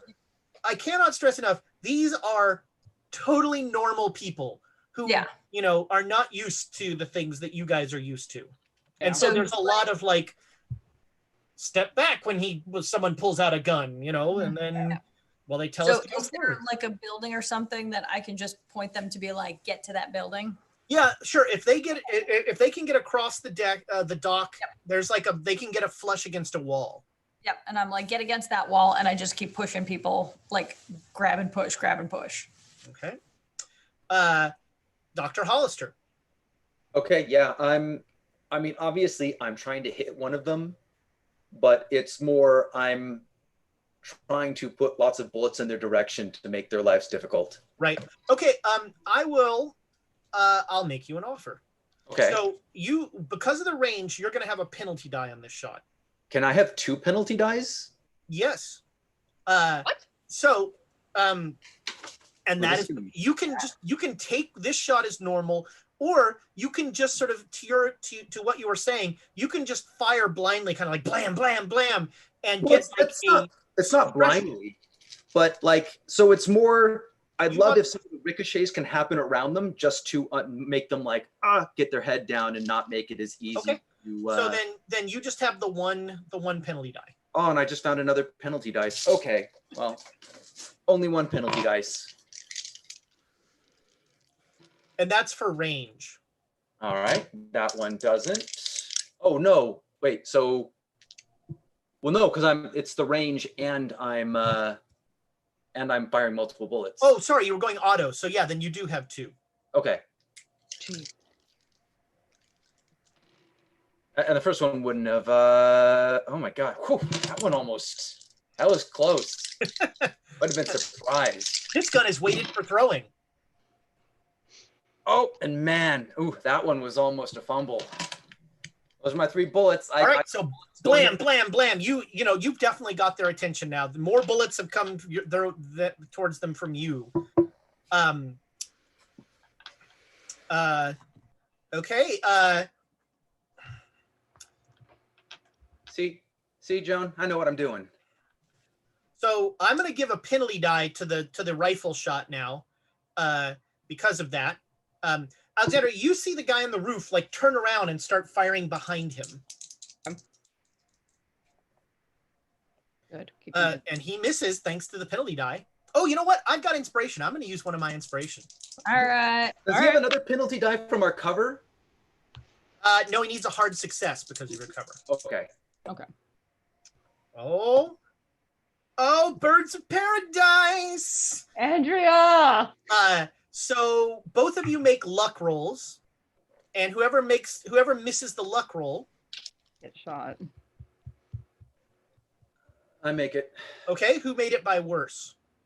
Probably. I made it by 5. Oh gosh, I made it by 20. All right, so Joan, you should make me a dodge roll. No, I made it worse. Oh. Yeah, she I made it by 20. Oh, made it. Oh, I see. Made it by 20. All right. We were all sitting here like, wait, what? What? I'm almost going to want to burn inspiration on. Let's do it. Oh, 1. Never mind. I'm golden. All right. Yeah, you you matrix your way You out. go, Holly. Get it, Holly. Yeah. Whoa!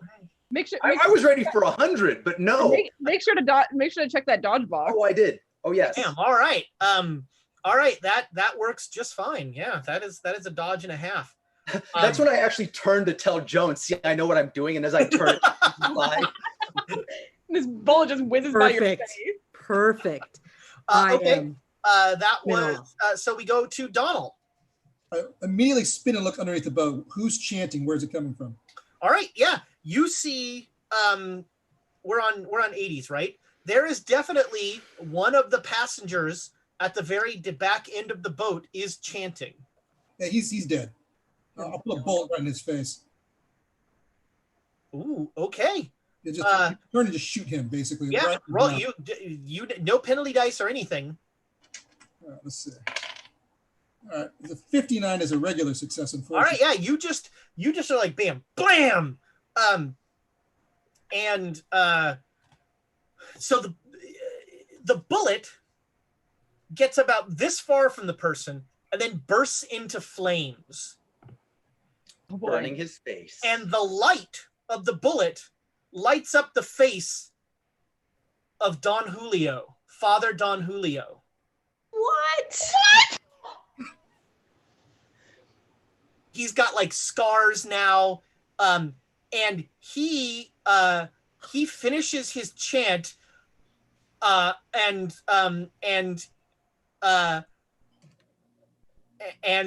everybody. Let's see, who would not make this roll? Hollister, Alexandra. No, Alexandra would make it.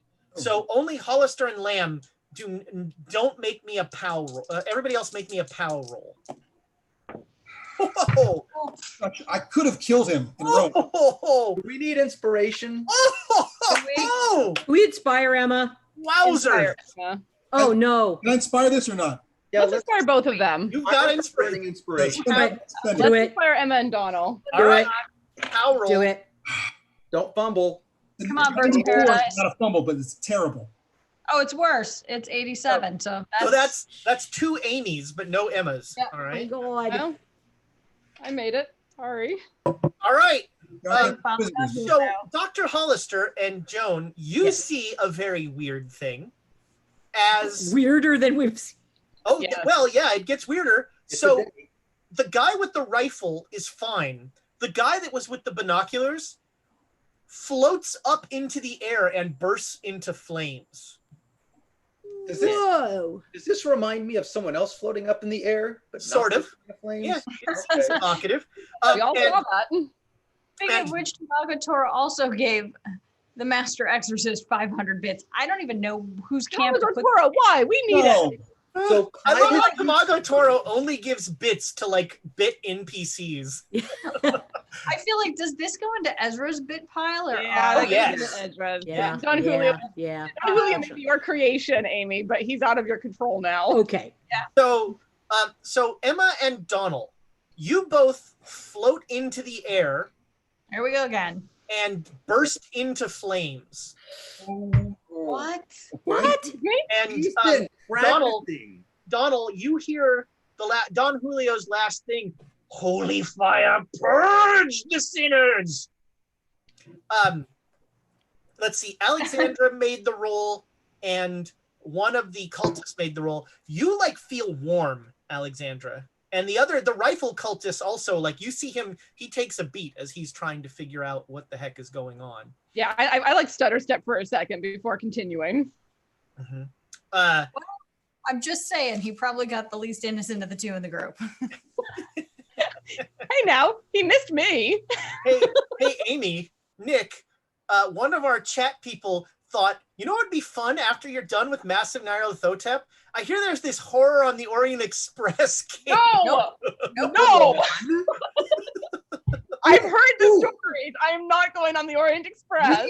We could bring a briefcase full of dynamite with us on the Orient Express, and I don't think that a flesh monster would come up over the top, rip the thing open, and someone in desperation would blow up the train. I don't think that would happen. And then we'd never end up in what's now like modern day, like, what is it, Croatia or whatever, just wandering in the snow from, skeletons floating down a river in a barrel, like a barrel of monkeys. Everything's fine. I've said it before that I will never have a better ending to a campaign than that. Oh, that was so great. I was so mad at my husband for killing me. Boy, that's a sentence. That was just not. All right. Okay. Dr. Paramecium also gives us 500 against the crazy priest. Thank you, Doctor. Oh, Thank nice. You, You'll need Dr. it. Paramecium. All right. So that was 80s, 70s. Alexandra, you get up to the building. It looks like it would I have no idea. I have no idea what's happening. Yeah, she's focused on maybe you see a little smoke up. And I feel a little warm, but also like I'm under the Egypt sun. I It's expect true. to be warm. It's true. And you just had cardio, so Just sprinting. so you think it's going to be a tough climb up the side of up the building, but you could probably do it, or you could try and find your way, see if going inside gets you up to the roof. It's your run it off. Am I able to see? Am I able to see where they used to get up, or would I guess that it would be inside? You don't see any way they could have gotten up out here.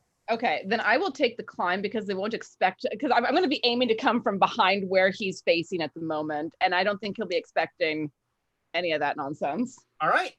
So make me a climb roll. Okay. Cheek, 33. Is that a hard success? It's a regular success. Okay, so you make it part of the way up. So I just did an opposed roll essentially with the building's size. Okay. And it got a regular success, so you needed a hard success, but you've started climbing up the building. Okay, and I'm trying to be kind of quiet so that all of the gunshots going on around, he doesn't hear me. Yeah, sure, that's no problem. All right, 70s, 60s, Professor Lamm. Yes. You see a guy floating in the air on fire. On the plus side, he's a very easy shot right now. I think we can let him be. I think, If he's on fire, that's not who I want to join. Is there anybody else that I know there's another guy shooting. Yeah, There's a rifle guy who's got pretty good coverage. All right, I'm gonna try. I'm gonna go Okay. for it. I'm not gonna get it, but I'm gonna go for it. Oh my gosh. Okay, I got an 07. That sounds pretty good. That is really good under my rifle. That's it. Yeah, I got that 05. That 07 is a hard success. the heart, yeah. Noise. I just had an important philosophical thought that I have to decide. Is the Duchess evil? I don't know. I don't think something that size that starts burning, we've got a Hindenburg situation going on. That could be. I honestly think that she is too stupid to be either good or evil. She starts to levitate up and then just slowly drift back down. It's like, didn't work. Like this. No, I want to know, is Tidwell evil? Because he comes out of the shadows. I think Yes, Tidwell is evil. Full stop. Tidwell made his POW roll. But yes, that is too good not to do. The Duchess float, there's a halting sort of that is too much for the guy to handle. Purge lighter evil. And then the interrogator's just like, oh, I need to sit down for a minute. That one took a lot out of me. I wasn't expecting that. This is bad when Joan takes a shotgun and the Duchess flies. Come on, this is bad. You got a rifle. I have a rifle, not a shotgun. Give yourself more credit. Okay, fine. Yeah. Whatever. By the way. So Any kind of firearms, I'm just usually not. Yeah. you got an 07. That is a great shot. Was that a hard success? Yes. Sure? Check All it right. out. Roll, so you're gonna do rifle is 2d6. Okay. So Let me go do ahead it. and roll that. Don't you get full damage when it's Oh yeah, sorry, hard success. You get full damage. Yeah. Was that just 12 damage then? So 12. That's 12. Lamb. Damn. This guy might be dead before I get to him. Good.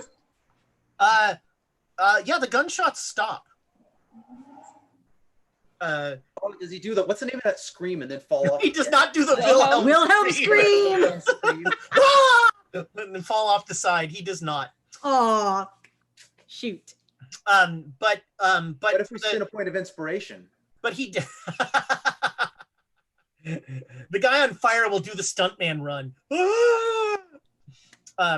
But for this turn at least, the gunshots have like the guy who was shooting, like you definitely hear him yelp, and then he is keeping it. He's keeping under cover. I hear him yelp. Do I hear him die? I would know that sound. It didn't sound. I mean, there was no death rattle. Cool. Okay. You're used to stabbing death noises. Yeah. I've been hanging out with Donna long enough. I know what shooting death sounds. No, it's just like wondering why you walk up to the bodies and listen afterwards. Like, what are you doing? No, you just hear enough of them, and you just figure it out. Joan's doing a dance though. Don't forget to check off rifle. You've got to. This is the. There you go. I'm just like. Are you doing the Fortnite dances? That's all I want to know. Too old to really know what that is. All right, Emma. The Carlton. The Carlton is one of the Fortnite dances. Make me a POW roll. Again? Yes. It's after you, man. Get the bits ready. Still no. All right. You take 4 points of damage from burning. We can inspire this. Yes, let's inspire it. Because that's like, geez, I'm like, let's inspire that. Let's inspire it, man. She's is her wound at least cauterized from the scream to Don Julio. Shit, what am I yelling? I seriously, before we started this, I was like, scream for forgiveness or whatever. Whatever those words are.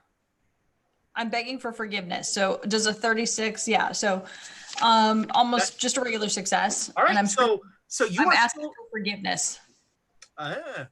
So maybe start praying or something, that okay. All right. So heaven, hallowed be thy name. Did you take confession when you Yeah. So okay, if you took confession, then you're gonna have a bonus die on all the rest of your POW rolls. Okay. So from now on. So you don't take any damage, but you are still floating and there are flames around you. And it looks like maybe it's not you, maybe it's someone else, but it looks like the boat is starting to deal with some flames. Uh-oh. The boat's evil. The boat's evil. Or Donald was below deck when he started floating. Yeah. And burst into flames. Hollister. Yeah, I'm gonna shoot at the floating guy. Yes, please right. shoot the floating guy. He's an easy shot. No, so you don't even have a penalty die with your revolver because it's the fairy fire syndrome. I am always impressed when you know something D&D. Yes. I'll just do a regular. I was literally playing D&D before you were born. Yeah, probably. Yeah. I'm a baby at this table. I'm aware of this.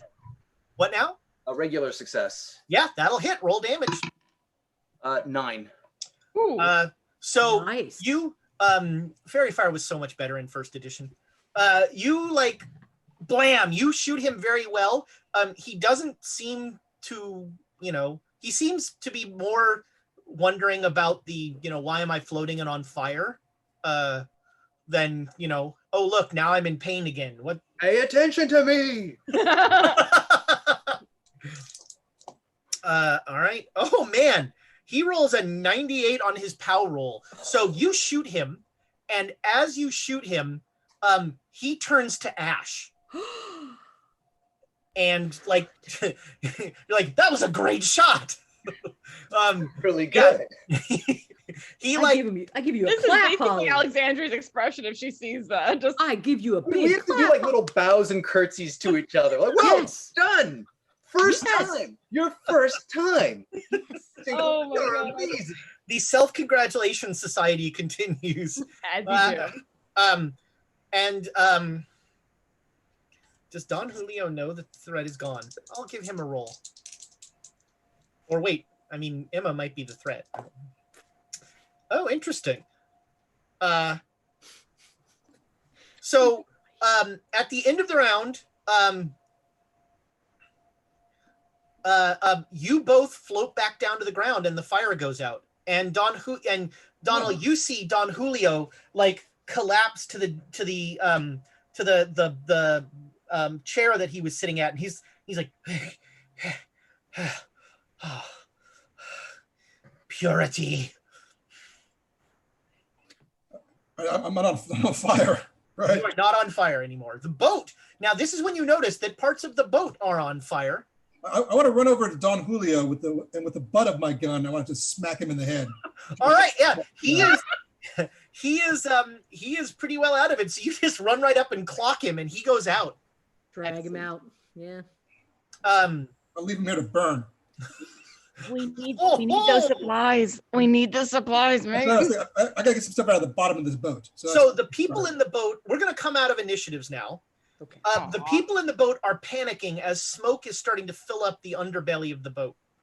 The sailors are trying to like put out the fire. They're like running and getting buckets and stuff. Do we finally notice that there's smoke and fire? Yeah, now you start to see some smoke coming from the harbor. We should probably... Maybe other people are on fire. And that's when you see, as you come out of your cover, you see about a third of the way up the building where the two guys were, the unmistakable form of Alexandra, just like looking for a handhold up the side of the building. Oh my God. So I'm basically just going to scream at her. No, don't. You just gave her away. No, if I just scream Alex, it's not going to give anything away. Yeah, you clearly hear Professor Lamm, and you like... And I'll startle and look and just like turn around. It's like, oh, thank God. It's like dead. I think the boat's on fire. But what? Yeah, I'm gonna start jogging.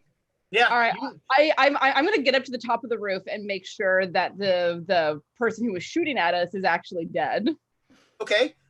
You get up to we'll deal with that in a second. So you jog down to the dock, and you see like a boat, a large barge with a bunch of people. I really need to stop saying that. With a bunch of people like running off of it, a bunch of very innocent looking people running off of it. I can't tell. You see sailors trying to like put this boat out. They're like running around trying to. Are there buckets anywhere?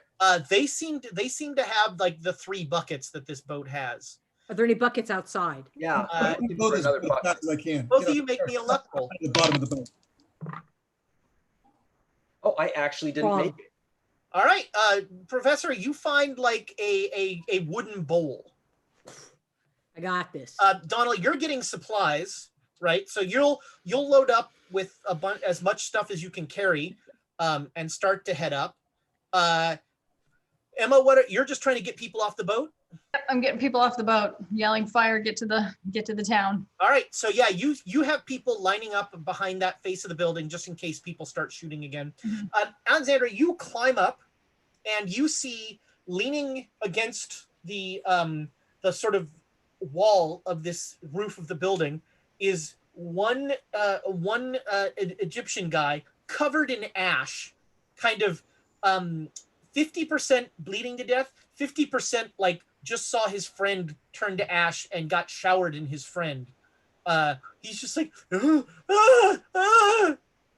right, I'm gonna come over the edge, and he's just like, yeah, and as I get my footing on the top of the roof, I'm gonna draw one of my daggers and come walking over it, just casually held by my side, looking down at him.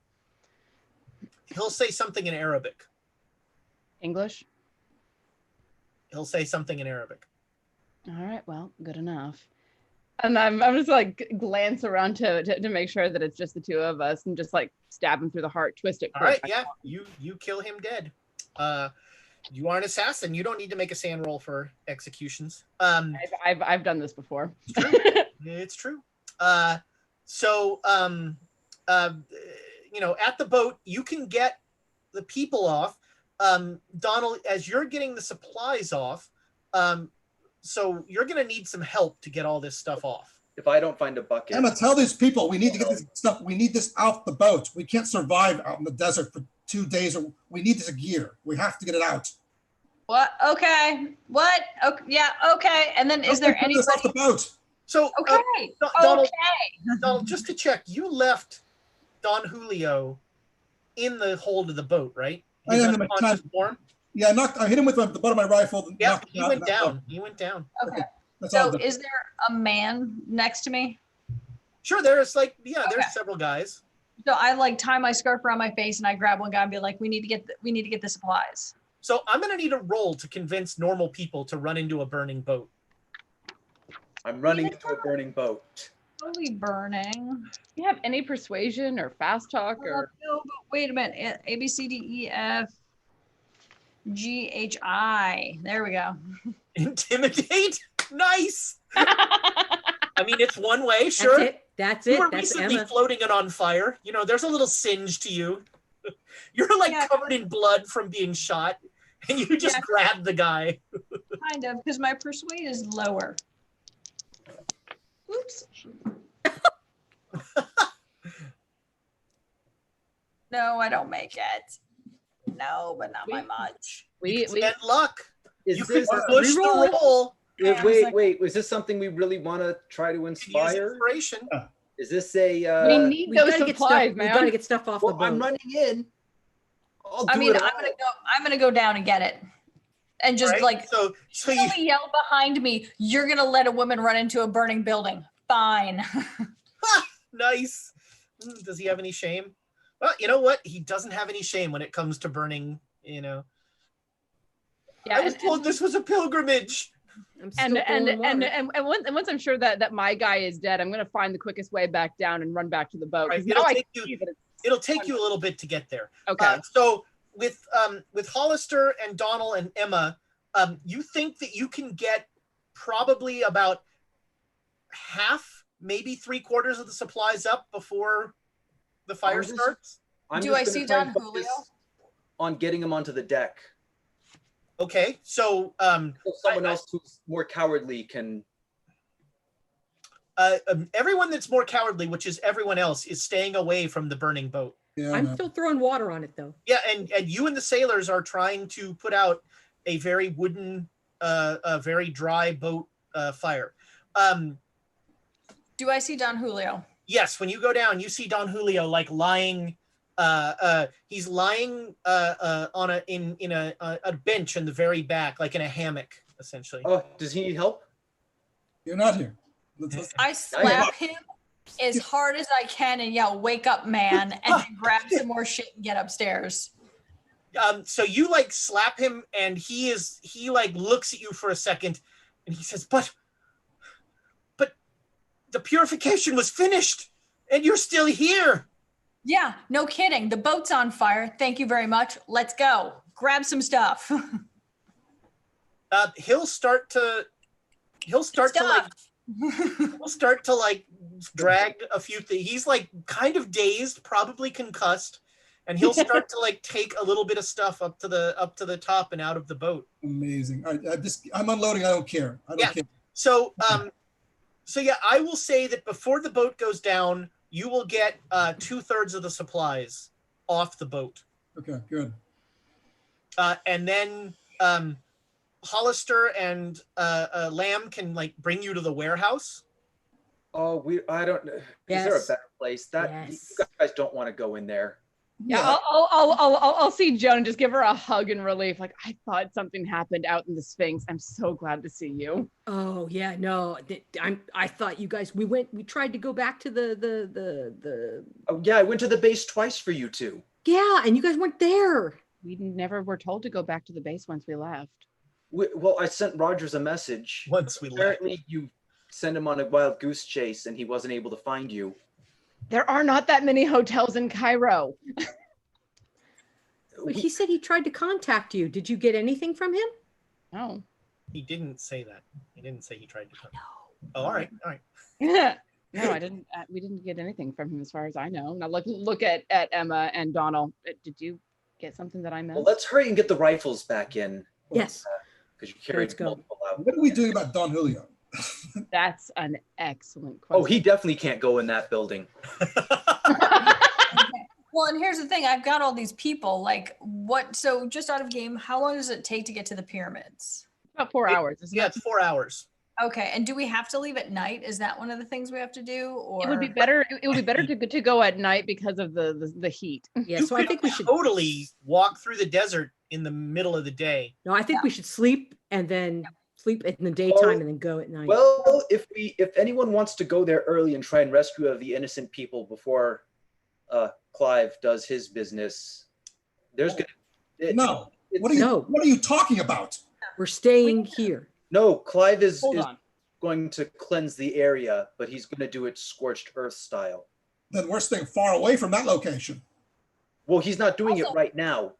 Good. best style ever? Also, what?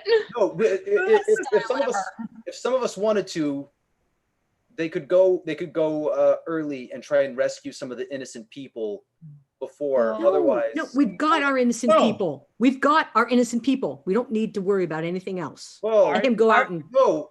Are there innocent people at Dashur right now? Yes, Who? Where? What? Who the hell is out there? There's no. we're at the shore. There's. What No, do you excuse mean? me. Who's out at the pyramids that we need to be worried about? I don't know. Agatha simply stated that there are innocent people there, Or there will be. or there will be. No, she's Well, then we don't take the innocents out there until it's been Yeah. cleansed. Well, her premonitions have been pretty good up until now. Well, then why don't we go ahead and break that and say we need to everyone sleep. stay Everybody, here you know, we until- just Well, let's I gotta find a sleep. building. Let's find a building. Yes. Yes. ma'am. I've been All shot. right. Oh gods. I think I have better first aid than you do. The Yeah, doctor. you should roll first aid because I did not. I won't roll first aid. So yeah, I'll like see that she's bleeding and just run. I really want the title of this episode to be Gunshot. I have some and- first aid too. I have some first aid too. So Yeah, that is a critical success on you, Emma. Wow. There All you right. go. So you get 6 points of damage back with a critical success. there you go. Well There and you go. truly bandaged. Yeah, so I'm like kneeling next to Emma with bandaging, just like wrapping it up. Like okay. Well, Oh at least- man, you got hit in the attack. So Okay, you're so all let's- down at the harbor. You're having this discussion. I'm so glad we have a doctor that's yip yapping about strategy and innocent people. I mean, he's better at the long term stuff. I see this sort of day to day shit all the You got to time. get these people into Yeah, somewhere. we have to find a building. Oh, we got a building. It's right here. Warehouse. Yes, No. yes, the Gee, what warehouse. happened here? We go keep. You don't Agatha- see a boat sinking every day. How'd you set a boat on fire? No, there was people up on this top, and they're the ones. Yeah, I'm looking for a building while they're chatting. Yes. Oh, well, he points at the one where the two cultists were. He's like, well, that one was pretty good. We almost used that as our base, but there's there's something weird in the basement, is all I'm saying. Okay. No, that's where people were shooting at us from. No, let's not do that then. What's Well, in so the base? it's pretty much our warehouse, which is lovely. I cleaned up the vomit. Thank you very much. Oh, good, thank you. Don't go in there. I mean, we got food, we got rifles.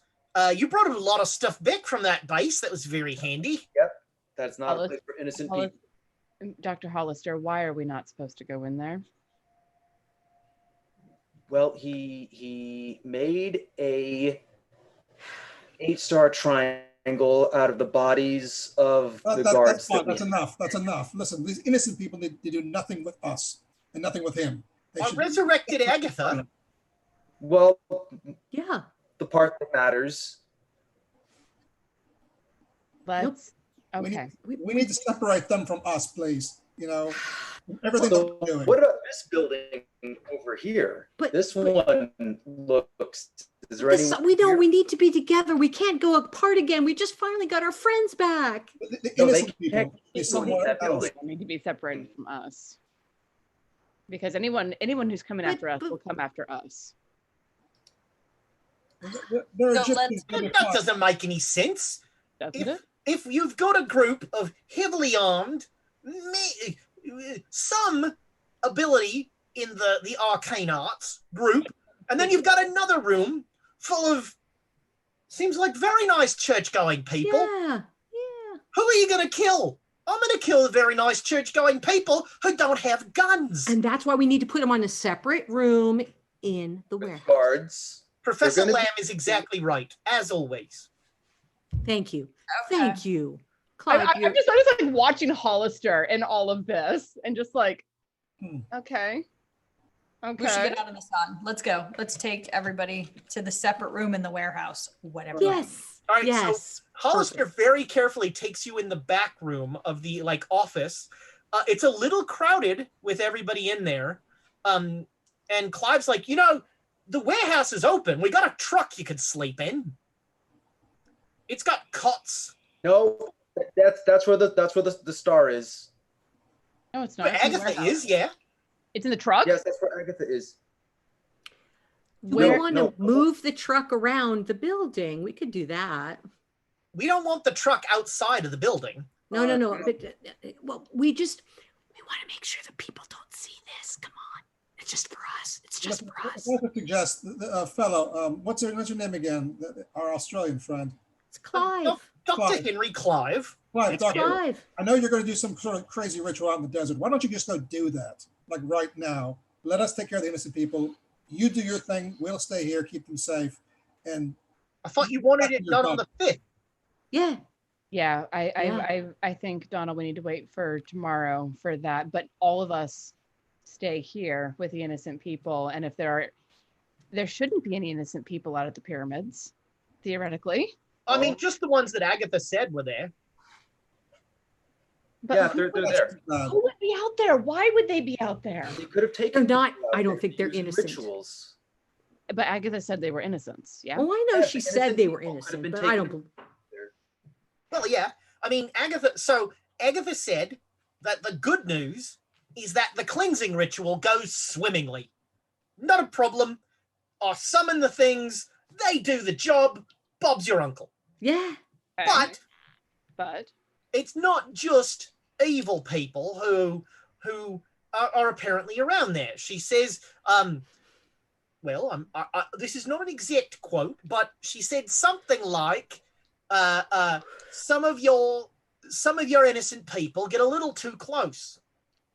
That's why we're going to stay here. We are going to stay here. We are and going let to you stay guys- here and we'll keep all of our innocent people here. And the pyramids are 4 hours from here. There shouldn't be anyone wandering that close. Right? right. Yeah. Everybody make me a spot hidden roll. Fuck. Oh boy. At all of us. Ooh. Yes. Big. Yeah. Oh, yeah, Ooh. critical. Hard success, 25. Yeah, hard Critical. success. Critical. So- Three. So as he's saying this, all of you at the exact same time go, "Where's Don Julio?" Oh, he's not innocent. He can do whatever he wants. No, but still, where is he? If Agatha says he's innocent, then I'll run in the direction. No, where did he go? I don't know. I need to go find that man. I grab a gun. Where did he go? Like, which direction was he? I'm going to take off in whatever direction he might be. So he didn't have long to get somewhere. So you come out, you go back to the back room where all the people were, and the back door is open, and the people are all there except Don Julio. Where did he go? Well, I'm looking in the direction of the pyramids. Do I see anyone out walking towards? You don't see anybody walking. Do I see anyone traveling in any other? No, sorry, let me rephrase that. You don't see anybody. Okay. There's not like a lone figure like trotting out or anything like that. Are there any like footprints in the sand?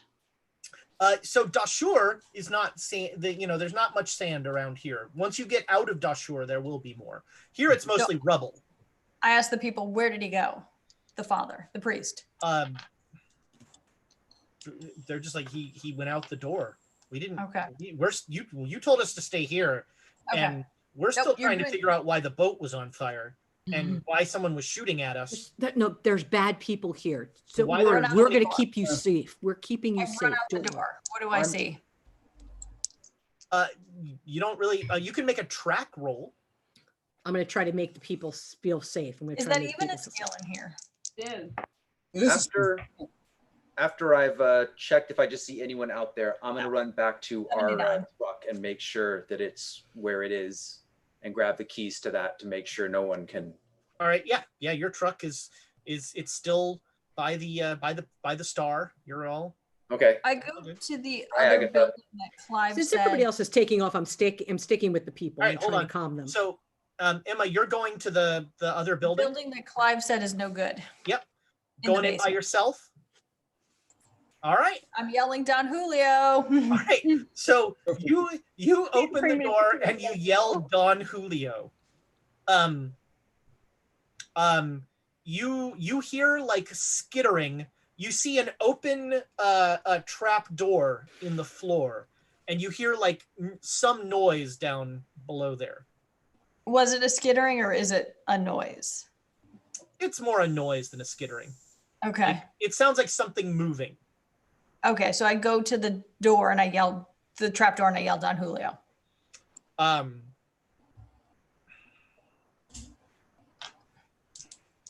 was gonna roll dice. Mm-hmm.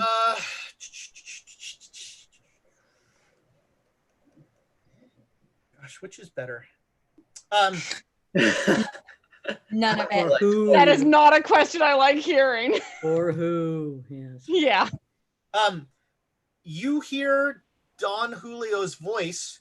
It sounds strained. And he says, "Save yourself." I kick the door shut. I'm like, boink. And I'm out. The only person in history to ever actually save themselves when someone says, "Save yourself." That's impressive. All right, yeah, you. I run back to the group. That's outstanding. I really think that is the only time that's ever happened. Oh my gosh. Like every other time in history, someone said, "Save yourself." No, save yourself. All right.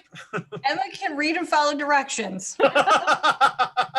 Emma, what did you Oh, outstanding. Yeah, you kick the trap door shut and you go walking out, whistling a merry tune. probably? I mean, I run back to the group and I'm like, I just heard Don Julio in the other building scream, "Save yourself."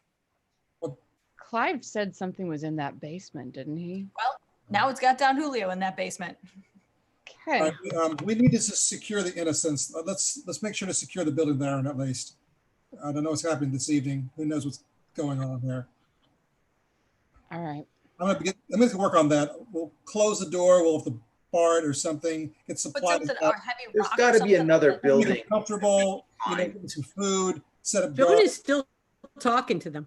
Yeah. Joan has been. I mean, they actually are happy to just have someone who's like making banal chat with them and sort of, like. They're okay. This is calming. All right. And Joan's like telling them about why they're there and all this, all the cool things they're gonna see. Oh, Joan. So I can't find another building as an option. So it's basically those two buildings are the only ones that are complete, that are still sound.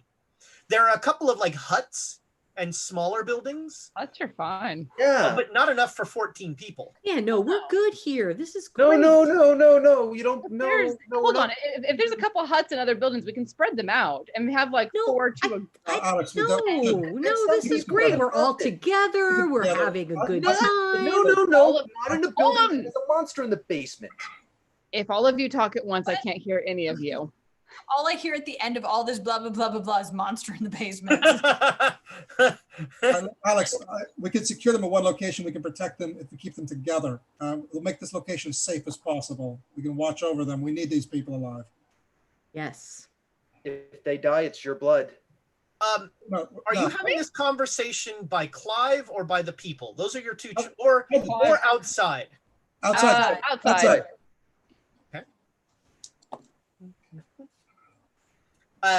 You hear a scream from the building that the cultists were in.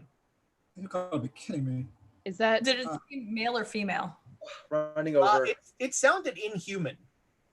oh Let's just keep them safe inside this building. Let's not go looking into basements. I've done that before. yeah, so We have can I. come out of a basement. You don't want the list. No, last time- I'm going to last time I stay was in the here. for zombies. And protect what we have. If somebody wants to go look at that, that's fine, but that's not our building.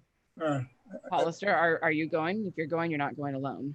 Yeah, I'm not going to go down there, but I'm going to open up the door and see if it's getting out. Because if it's All right. getting out, we have to react to it. Then I'm going to go with him. Alex, don't.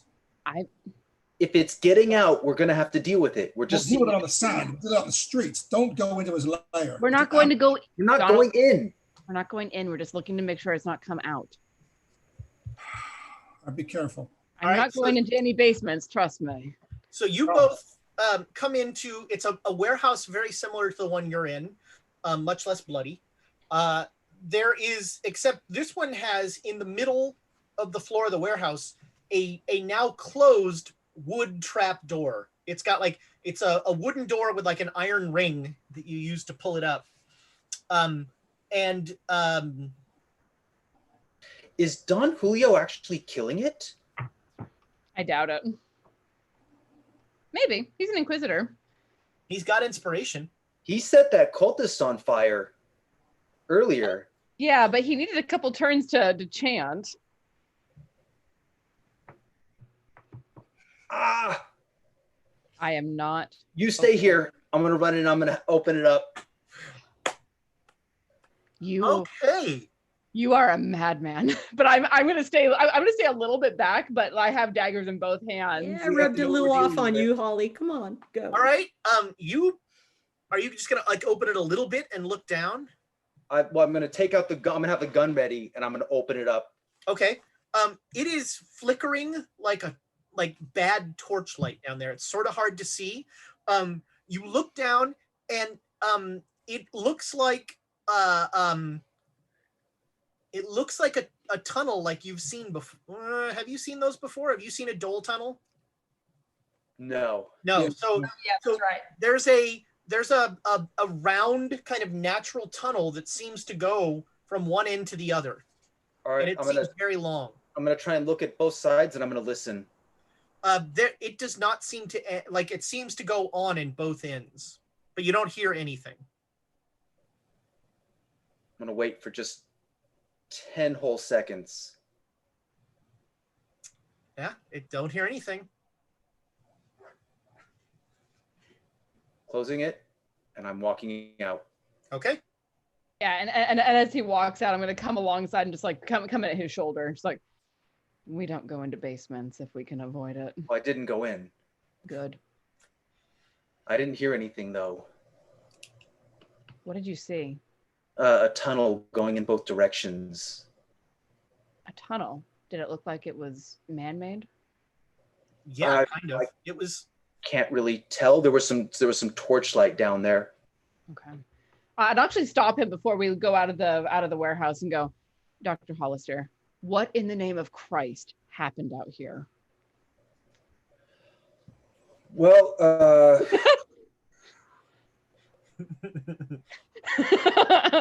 you keep telling us not to go into the main area of the warehouse. Yeah, well, the main area is just there's body parts in there. We can't. I mean, we can go in there. I don't recommend it. Joan threw up all over the truck. Body parts? Whose body parts? You remember the men with the guns at the Sphinx? Yeah, they were. Their body parts. Oh. Wow.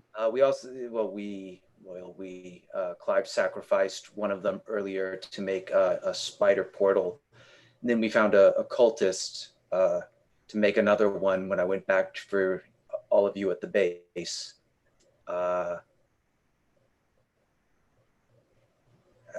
And then Clive and Joan have been doing things which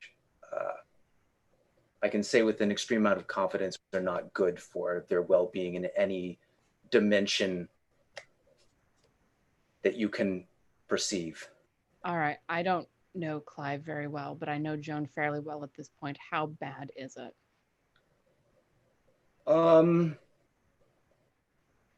Probably more than a week's worth of stress on her body over the course of 2 days. What? Most of her sleep has been drug-induced. I'm pretty sure Clive had a heart attack from it. So from what? the magic they're doing. What magic are they doing?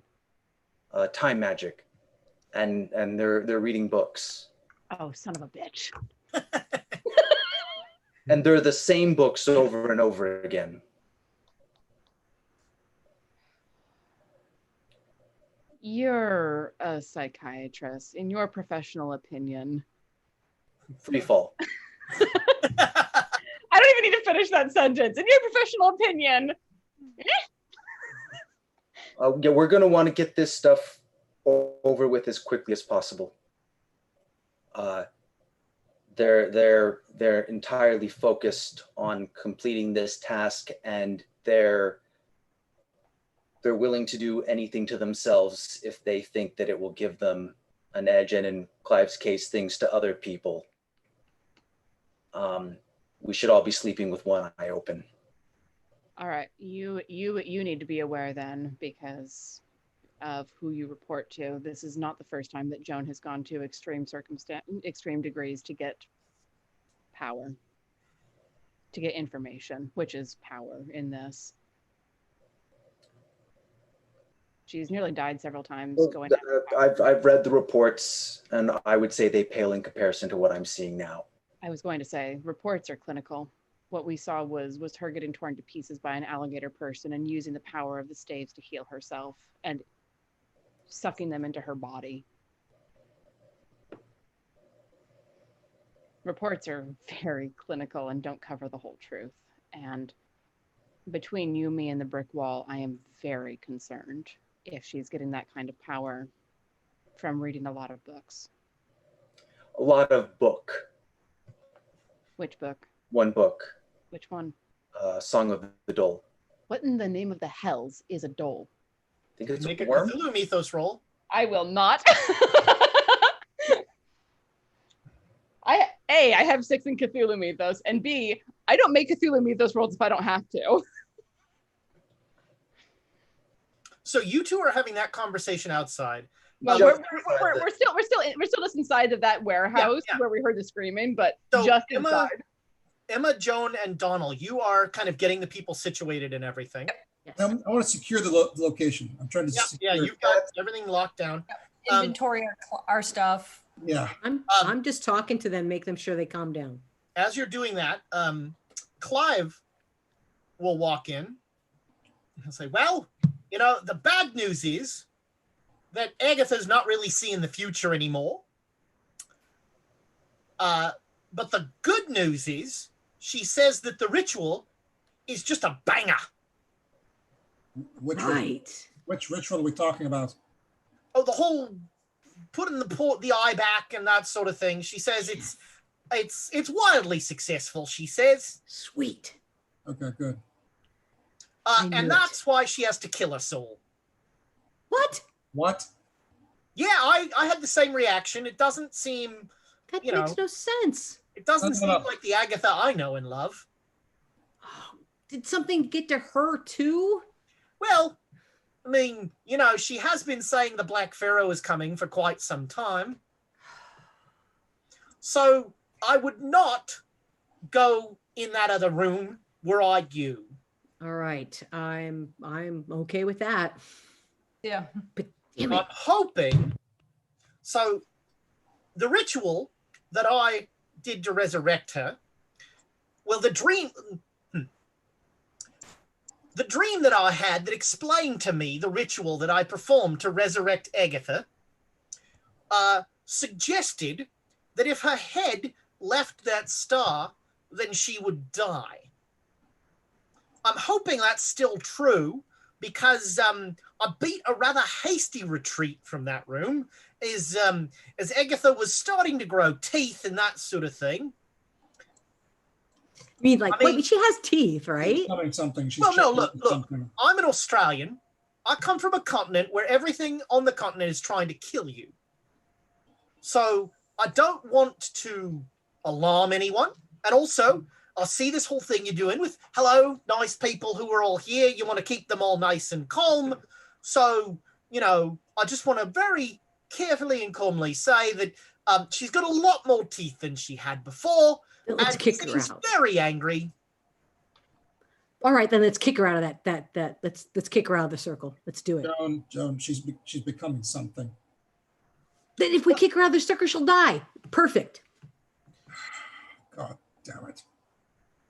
She's given us all the information she can, right? Yes. Now, if she's something else, we need to get rid of it. I'll get the shot.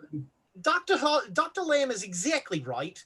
I think it is time that we and he looks at all the people. I think it is time that we help Agatha onto her to meet her eternal maker. All right. Well, let's religious lot here. I see. We're gonna send her to heaven. Yes. It's her turn. It's her time. In fact, I'm upstate and all that, you know.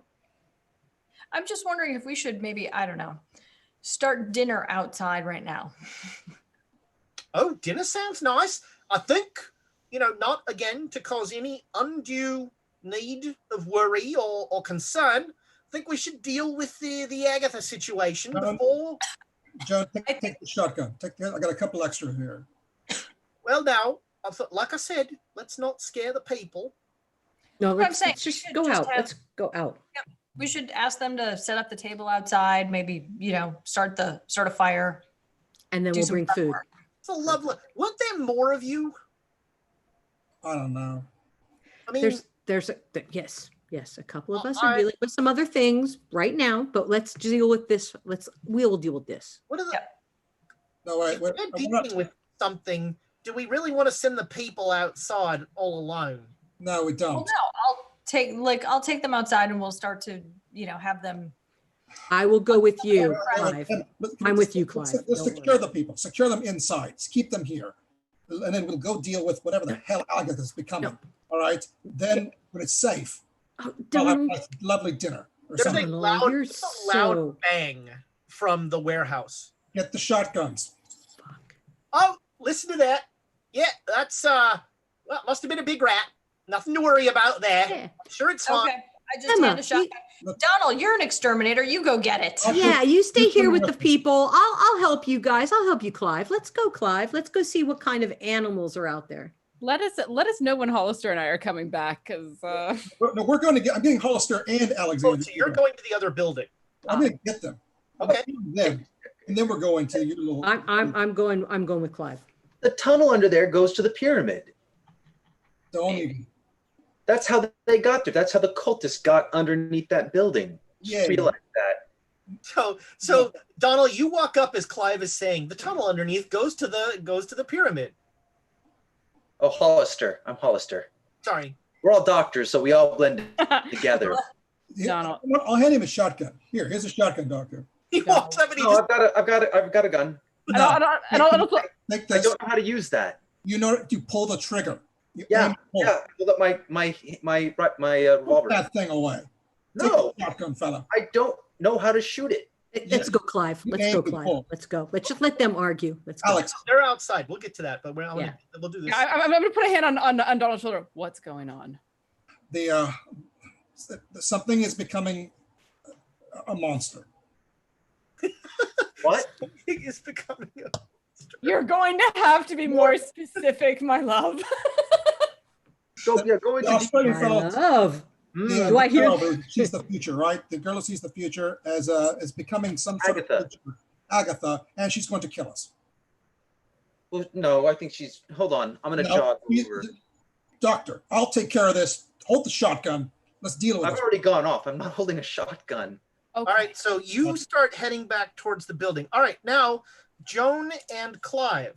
So you go towards the door, and he says, "I just want to warn you, you know, if you're gonna chunder again, don't do it towards me."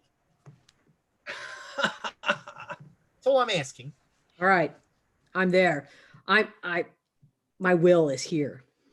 We're coming up behind them, I assume. Well, it'll be a minute. You Okay. headed out. So, and you actually went to that other building. So there's a little time there. Right as he reaches for the door, Professor Lamm, you hear Clive under his breath saying, "I'm a survivor. I'm a survivor." We're survivors. We're survivors. He looks at you a little weird. Sure, yeah. I've not heard anything from Agatha about you. No, you're a survivor, all right. He opens the door. And you both head in. He closes the door after you, and he says, now, when I was in here, she'd gotten quite large, so it's probably easy to find her. I'm all about the gun and now. I note it's very dark in here. Okay. I'm going to ask you a second favor. First, don't throw up on me. Second, please don't shoot me. Perfect. Clive, you and me, we're here. Okay. I mean this in the nicest possible way. I think you're crazy. Yeah. You think so? I think you're crazy. No, I'm a genius. Then why am I not a genius? Huh? Report cards. I don't know. What? I'm not the one that can dilate time. Doctor, come on. Professor, huh? I've heard you probably went to a paper mill. So do we show up now? And I'm like, and you want me to not shoot you? You guys are bickering at the door. Emma, you hear them bickering at the door. I'm like, so it's what, Wednesday? Should I just squeeze on by them? So you guys get there, and the people are now sort of cowering in a corner of the office part, with Emma trying to keep them calm. They're in here? Yes, they are. They Sanity God. is so low. Stay in here. So you guys open the door to the office part, and you see Clive and Joan just like standoffishly talking to each other. Like Clive's got his arms crossed. Joan has the rifle not quite pointed at Clive. And you open the door, and Clive goes, probably a paper mill. And Alexandria's eyes just get about this big, and she's like, "Oh no." I'm heading towards Agatha. Oh, it's very dark in there. I'd be careful. Do you have Damn it, but can we focus on this? Yeah, it's dark. Do you have a light? Let's get some lights. Yeah, of course.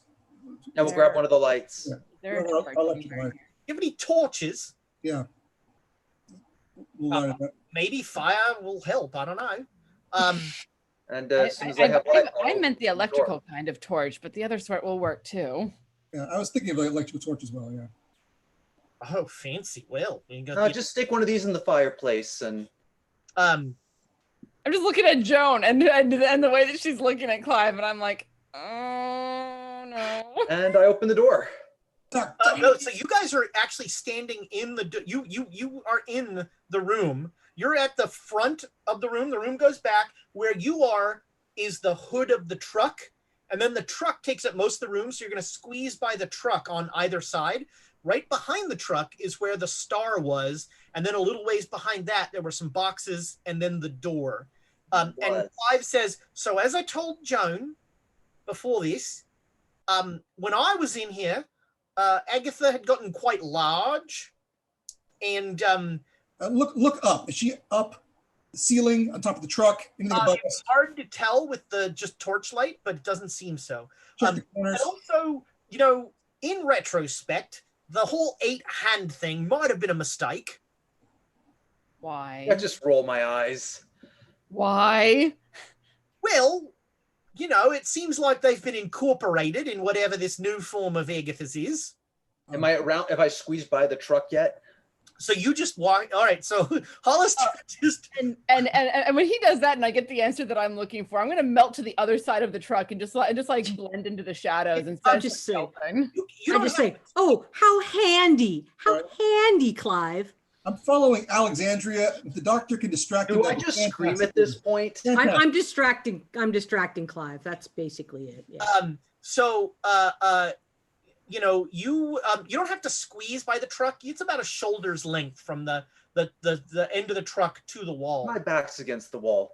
Sure. Yeah. Not that I'm paranoid. Always. In torchlight, the 8-pointed blood star has just been smeared all over the place. I'm gonna whisper "what the hell" under my breath.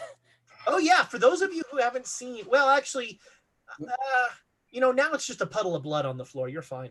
I've slid through a puddle of blood. True. Yeah, I remember we had a Rosalind match. It was great. Italy.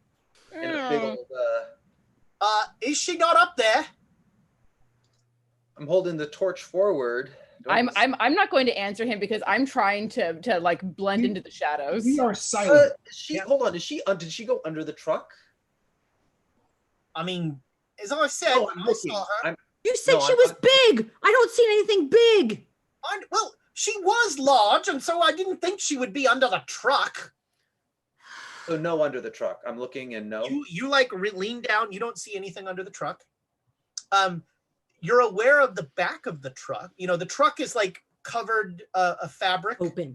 Where all the stuff is? Oh God, don't have eaten all the supplies. I'll pop open the back of the truck. All right, so you slide around to the back of the truck. The back of the truck is open. It's like a open. One of those convoy vehicles. Yeah. I'm keeping the gun trained on the opening. Okay. So inside, everything is covered in blood.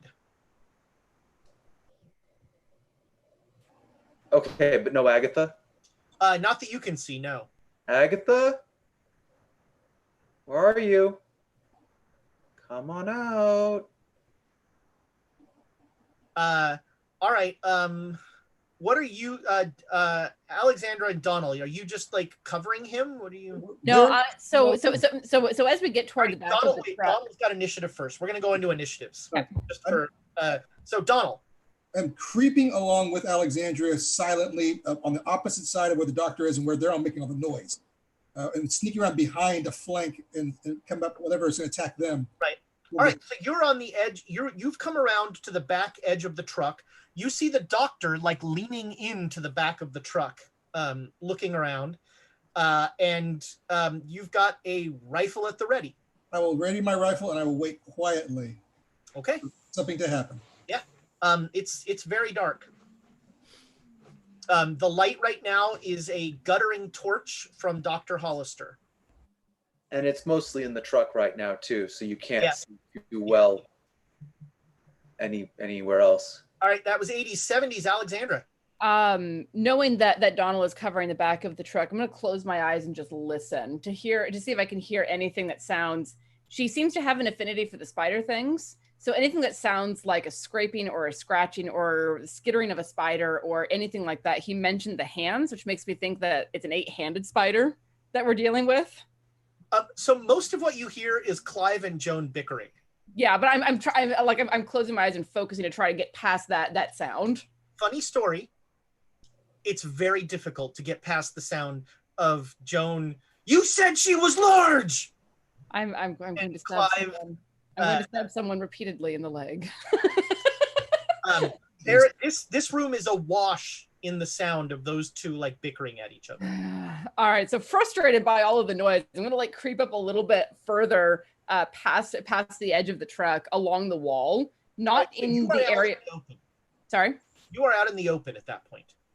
Yeah, I'm trying to press myself up against the wall so I'm away from the blood, but like out in the open a little bit more, and I have a dagger in my hand. As always. All right. Always. As is custom. 60s, that's Professor Lamm. Right. It's like, I'm going to go say, just like, shh, we got to find her. You're the one that was talking to me. I'm going to start stalking. You shush me. You asked me a question. I answered the question. It's very rude. You're telling me I'm yelling at this point. I'm rude. Is the door closed yet? Yes, the door closed when they all Okay. Yeah, no, we closed the door behind us. However, Got it. If I had initiative, I would shut the door. I'd be like, you can, even through the closed door, you hear Joan and Clive, you sort of hear Joan and Clive in a muffled, like, yelling at each other. Are you doing anything besides? No, Nope, I'm at this keeping point. everybody and kind of angling myself to be like, okay, if I've got to wrangle people out the outside, that's where I'm sort of like keeping people from the door where they're at. Okay. All right. The Hollister. How does the back of the truck look? I mean, is it just covered with blood? Yeah. I mean, it looks like something just vomited blood on everything here. Okay. Well, that's a good thing. The MRAs are sealed. It's going to be okay. The rifles will need some cleaning, but Is that how you guys pronounce them? The MREs? yeah, You pronounce them Emrys? not MREs, That's what I MREs. heard. That's what I heard you say. It was Emrys. The way he said it was Emery's, yeah. It Oh sounded yeah, like I you just, said I just Emery's. slurred it. That's Fair not. enough. Yeah. So But yeah, I'll take the torch out of the back and now bring it back towards the more open area because there's boxes. Is she in the box? all right, make me a spot hidden roll with the torch. The torch. What's the torch's?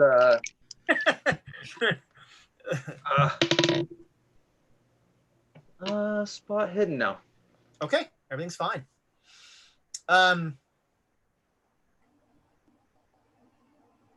Agatha, how are you doing? You hungry? All right, we'll deal with that in a minute. Donald, I'm readying an action to shoot it when it appears. we don't ready. I'm waiting quietly, keeping an eye open, waiting and Yeah, you waiting. will take a shot when you see whatever it is. Yes, I'm not getting in. Yeah, silently waiting with my shotgun ready. All right, Alexandra. I'm still creeping along the wall, keeping to the shadows as much as I can, but I feel like whatever we're dealing with is going to be out here, and I want to have the shortest path possible when it shows itself.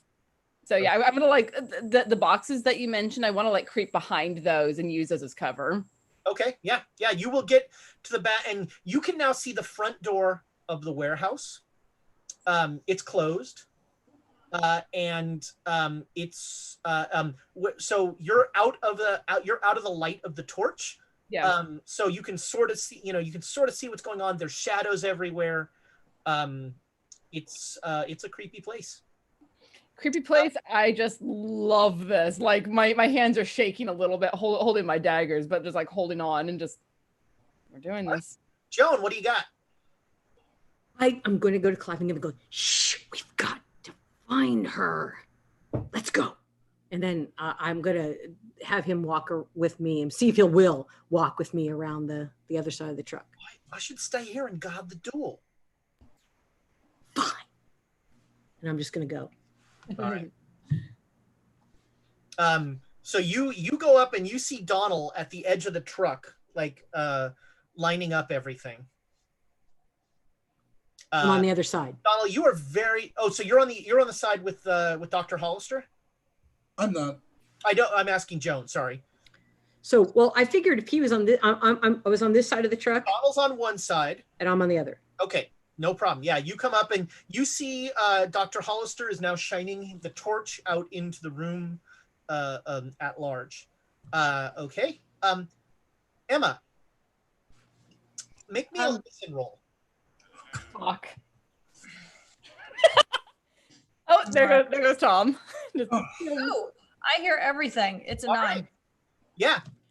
You hear skittering in the ceiling. In my ceiling, like I would assume, having lived in a New York tenement, like it would be between the walls kind of thing. Yeah, that's exactly right. Yeah. Is it heading towards the outside door? Like, is it coming from that room going which way? Ooh, you got a really good roll. Yeah, I got a 9er. Yeah, it seems like it is sort of almost going in a circle up above you. Are Joan and Clive still yelling? Yes, they're about to stop. You hear a shh.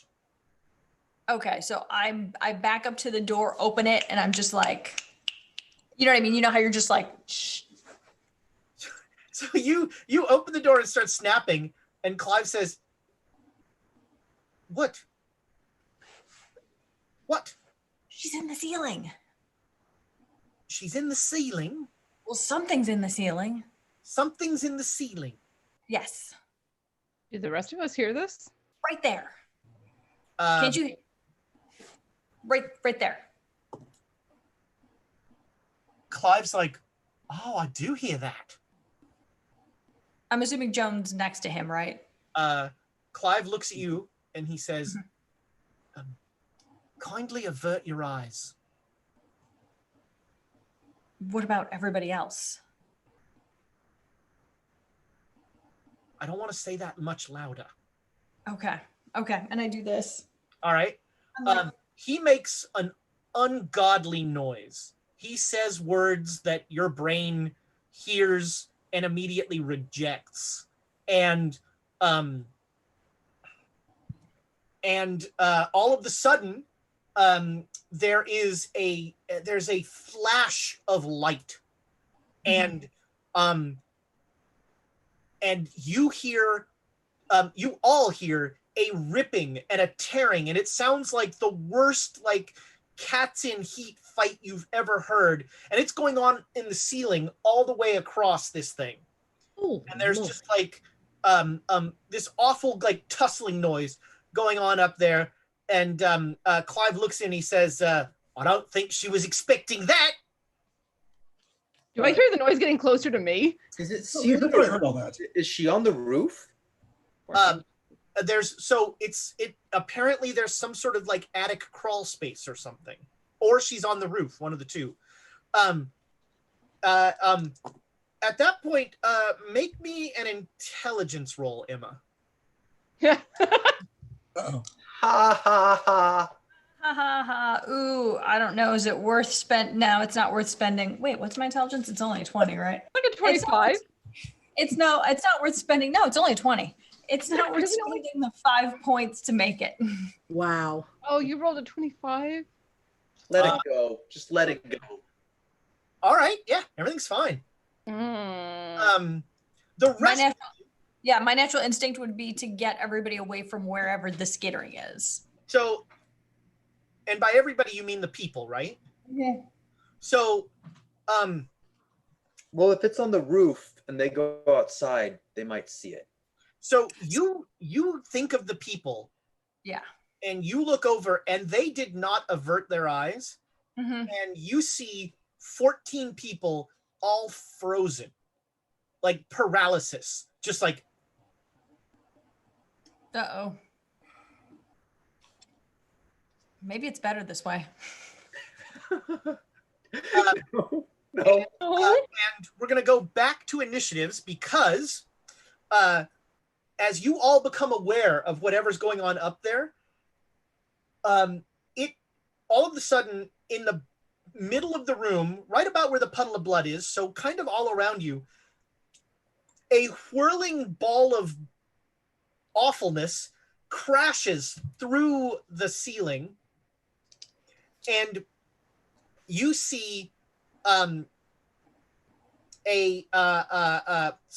of those blade spiders, and you see Agatha's head with 8 like barbed tentacles coming out of her teeth that she is like walking on, and each of the 8 barbed tentacles has a large hand,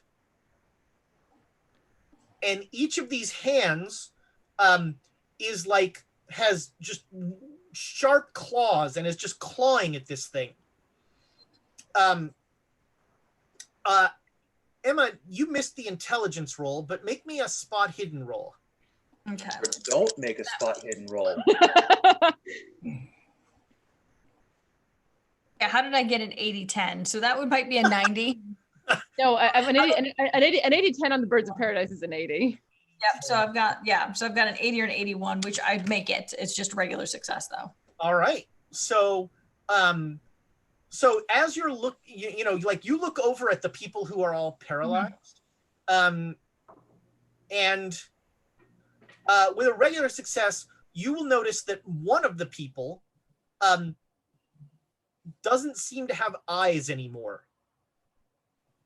One of the people's eyes are just gone. The person is still just like, but there are just open cavities where his eyes would be. So if I feel, well, right now I feel like threatened, so I'm not going to do anything. All right. And Clive sees you notice that, and he says, well, I did ask you to avert your eyes. You know, there's some sacrifice involved in magic. Mm-hmm. So I decide to just stay, like my next game plan is to just stay behind Clive, wherever he's at. All right. Okay. So, and then you guys hear the smash as they come in from there. So we're going to go back to initiative. So Donald, you see this whirling cloud. Boom. All right, take a shot. Boom. All right. Hold on. I'm going to, so if you want, you can shoot indiscriminately, and you're going to have a chance of hitting either of the awful things in there. Or you can aim specifically for Agatha, and then you're going to take a penalty die.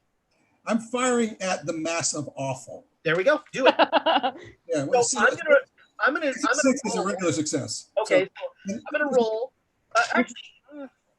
Sure. Roll me a d6. This is well, it's 46 damage, but for a shotgun. But I'll just do a. Yeah. Oh wait, you're firing a shotgun? Yes. Okay, then you're gonna hit both of them. Yeah. Because you're blind. So Dr. Hollister, make me a luck roll. As a shotgun is going off in a. Okay. We'll inspire that. I was going to say, we've got a lot of this going on here. So Let's inspire that. It's a good use of. Yeah. All right. Okay. Good. Okay. All right. Roll your damage. All right. Yeah. 13, 15 damage. Okay, 15. Dr. Hollister, you're going to take 5 points of damage from random shotgun. Joan, you are mostly protected because you're at the side of the truck. So you will not take any damage.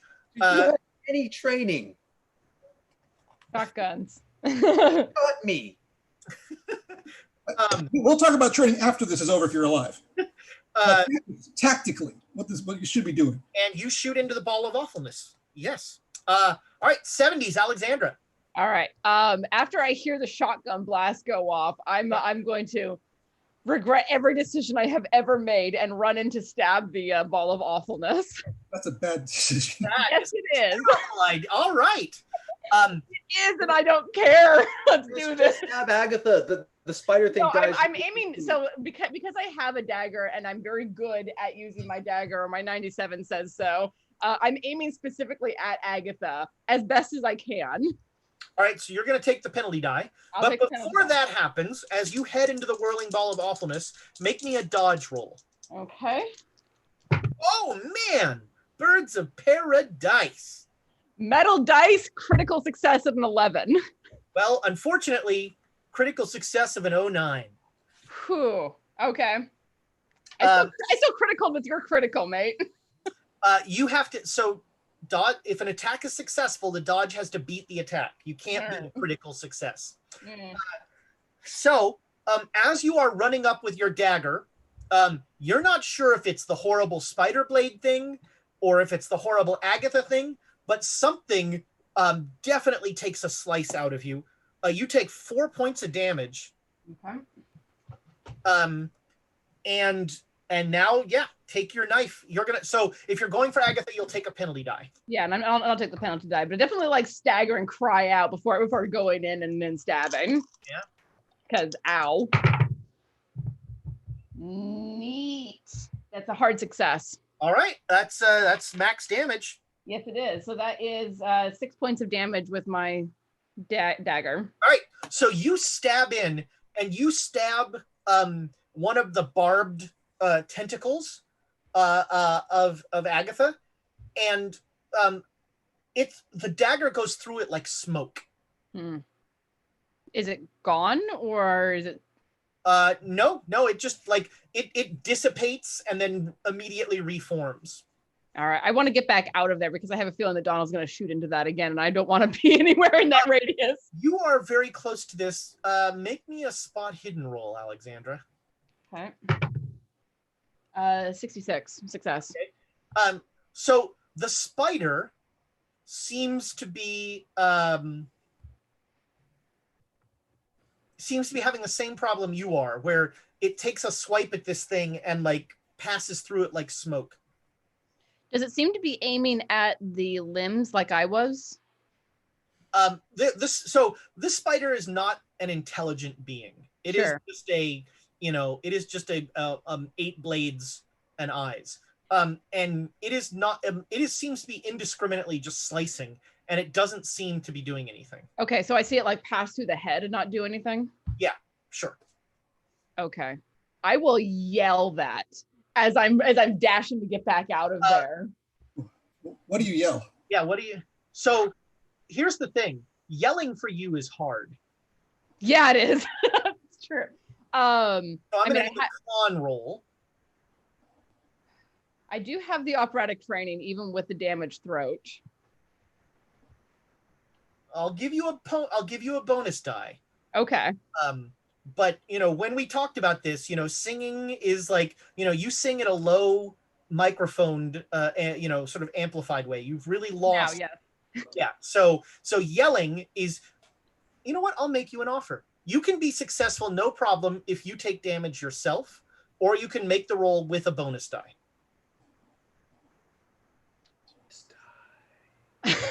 I'll take the bonus die. Okay. My con is not great. Didn't need to be 18 success. There you go. Yeah. So you yell out. What do you yell out? You got 10 words. It's not taking physical damage. Yeah. That is a very weird thing that only gamers would say. You know what? I saw it slice through, and it's something that they would understand. Donald Sure. is Get specific. out of there, then. Get out. I'm kidding, and I'm gonna run. All right. Yeah, you will. Well, so here's the. You'll start to move back. You're still gonna be, if he fires the shotgun, you're still gonna be in the blast because you ran up to attack, and you can't like dart in, dart out. Yeah. Knowing that, I'm gonna get low. Like I'll get prone if I need to. Okay. Yeah, you just drop right down. Just like drop to the ground, like shoot. Sure. Okay. Let's see. That was 70s Joan. Oh boy. Alexandra's too close for me to shoot because I know that I'm not a Well, shooter. you only have a rifle. You don't have a shotgun. And I'm on the ground now. Okay. All right. You've got a rifle. You're not going to be sending out a spread of shots. That's true. That's true. And I am going to try to shoot at Agatha because I can't believe she turned on us like this. So I'm going to try. All right. Take Star, the you shot. have to break the star. So this will be a penalty. Yep. I got it.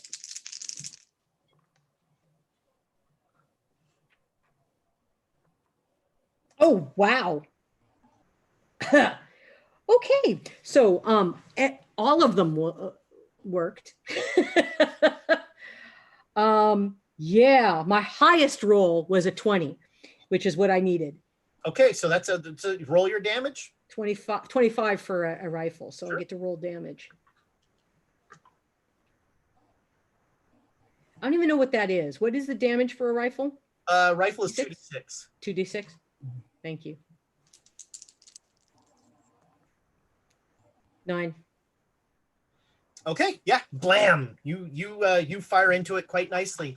Dr. Hollister. Yeah, her shot. How do I see it? You can make a spot hidden roll. There's a lot going on in there. Yeah, I know. I'm specifically looking if anything is hitting the hands. The hands are the whole point of the. I mean, I don't make it, but close. But anyhow, I already. It's hard to tell. It's hard to tell. There's a lot going on in there. You're pretty sure you saw like the spider like slice through a hand, but you're not 100% sure. I mean, that's. It still makes sense. I'm going to move in a way so that Donald doesn't shoot me again. And then All I'm right. going to try to... Slide behind the truck, maybe? I'm going to try and get a shot into one of the hands if it looks like it's holding onto the ground at one point or something to... Sure, you slide back a little ways and you can take a shot. You'll are you shooting? So you're shooting specifically at a hand? That's a penalty die. I only roll with penalty dice. I do not hit. All right. Another shot rings out. Emma. A weird thing occurs to you as you're sort of, you're like, Clive is slowly, like, kind of scaredly going towards the door, and you're with him. And that is that the people aren't reacting. Well, I guess they're frozen, so it's not that weird. But, like, all these gunshots are going off, and they aren't reacting at all. Mm-hmm. And you hear, gosh, the best thing I can describe is you hear a noise like pop, pop, pop, pop, pop. Ew.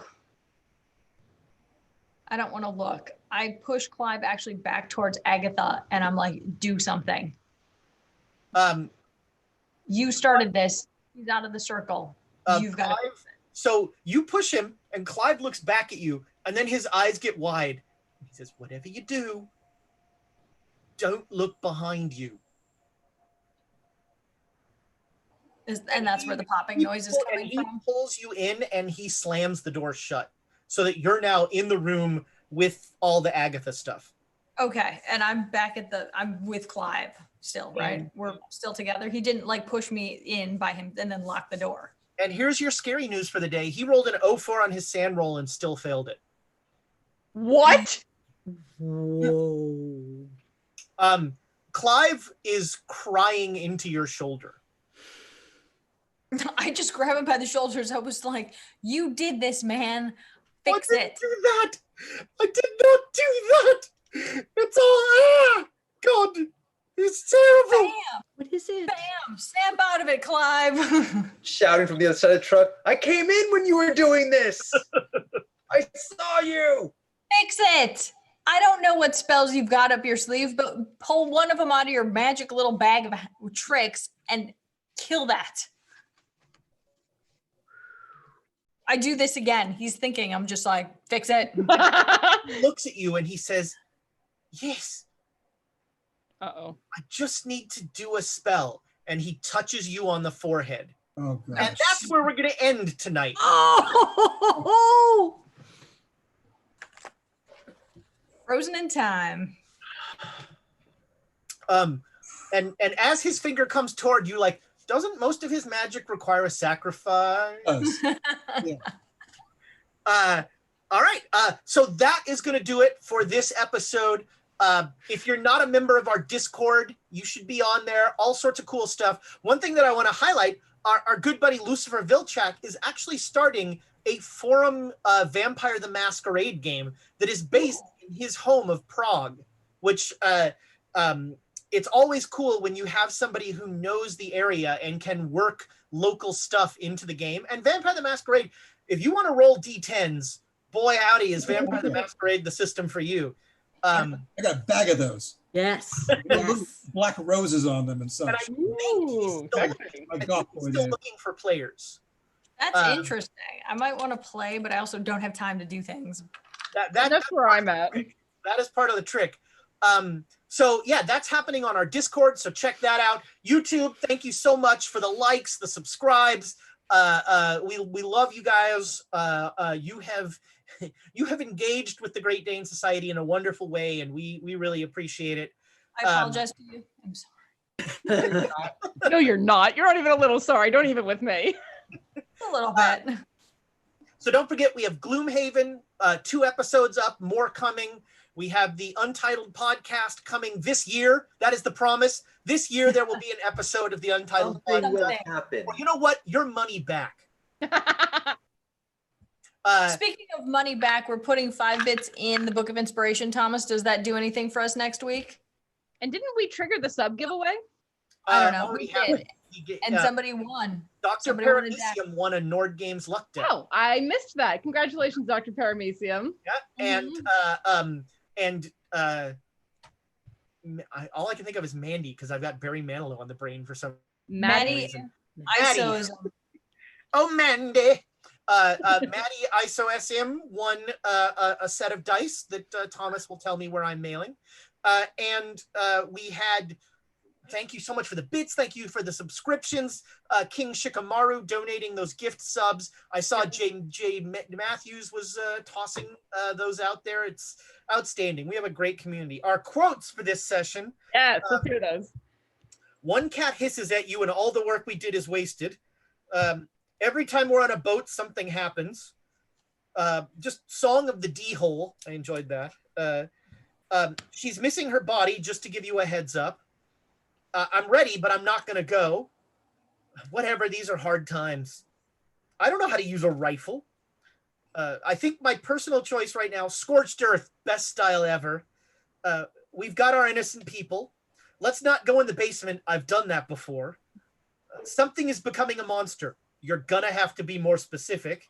And I only roll with penalty dice. I like the something's becoming a monster. You're gonna have to be more specific. It's a little long for a title. I don't know. I also do like she's missing her body. Just a heads up. Yeah, that one's good. A heads up? Is that would that give us YouTube trouble? I don't know, possibly. If not, I always roll with you, Ben. But I do like she's missing her body. Just to give you a heads up. Yeah. Okay, so next week, big doings. Next Saturday is my birthday. I will be 49. Ooh. So how many times are you going to be 49? This is I never lie about my age. Okay, so it's your first 49th birthday. Yeah. My not like my mom who had like her 17th annual 35th birthday. It was, you know. So I'm gonna have a couple giveaways and other fun stuff to go on next week for my birthday. I might eat ice cream cake on camera since ice cream cake just to love it. I can't share ice cream cake with just to freaking rub it in for those of us who would have been at your party. That's right. We get a game next week as opposed to normally we'd cancel for the festivities. I'll have ice cream cake on camera. I'll have to get a slice of cake from like. We'll talk about that. We'll talk about that. If it's not Tucker's, it doesn't count. It'll be Tucker's. It'll have to count. It's a pandemic. It can be Tucker's. So again, thank you all so much. Thanks, guys. This was fun. This was interesting. I think there's nothing left to say but goodbye, internet friends. Good night.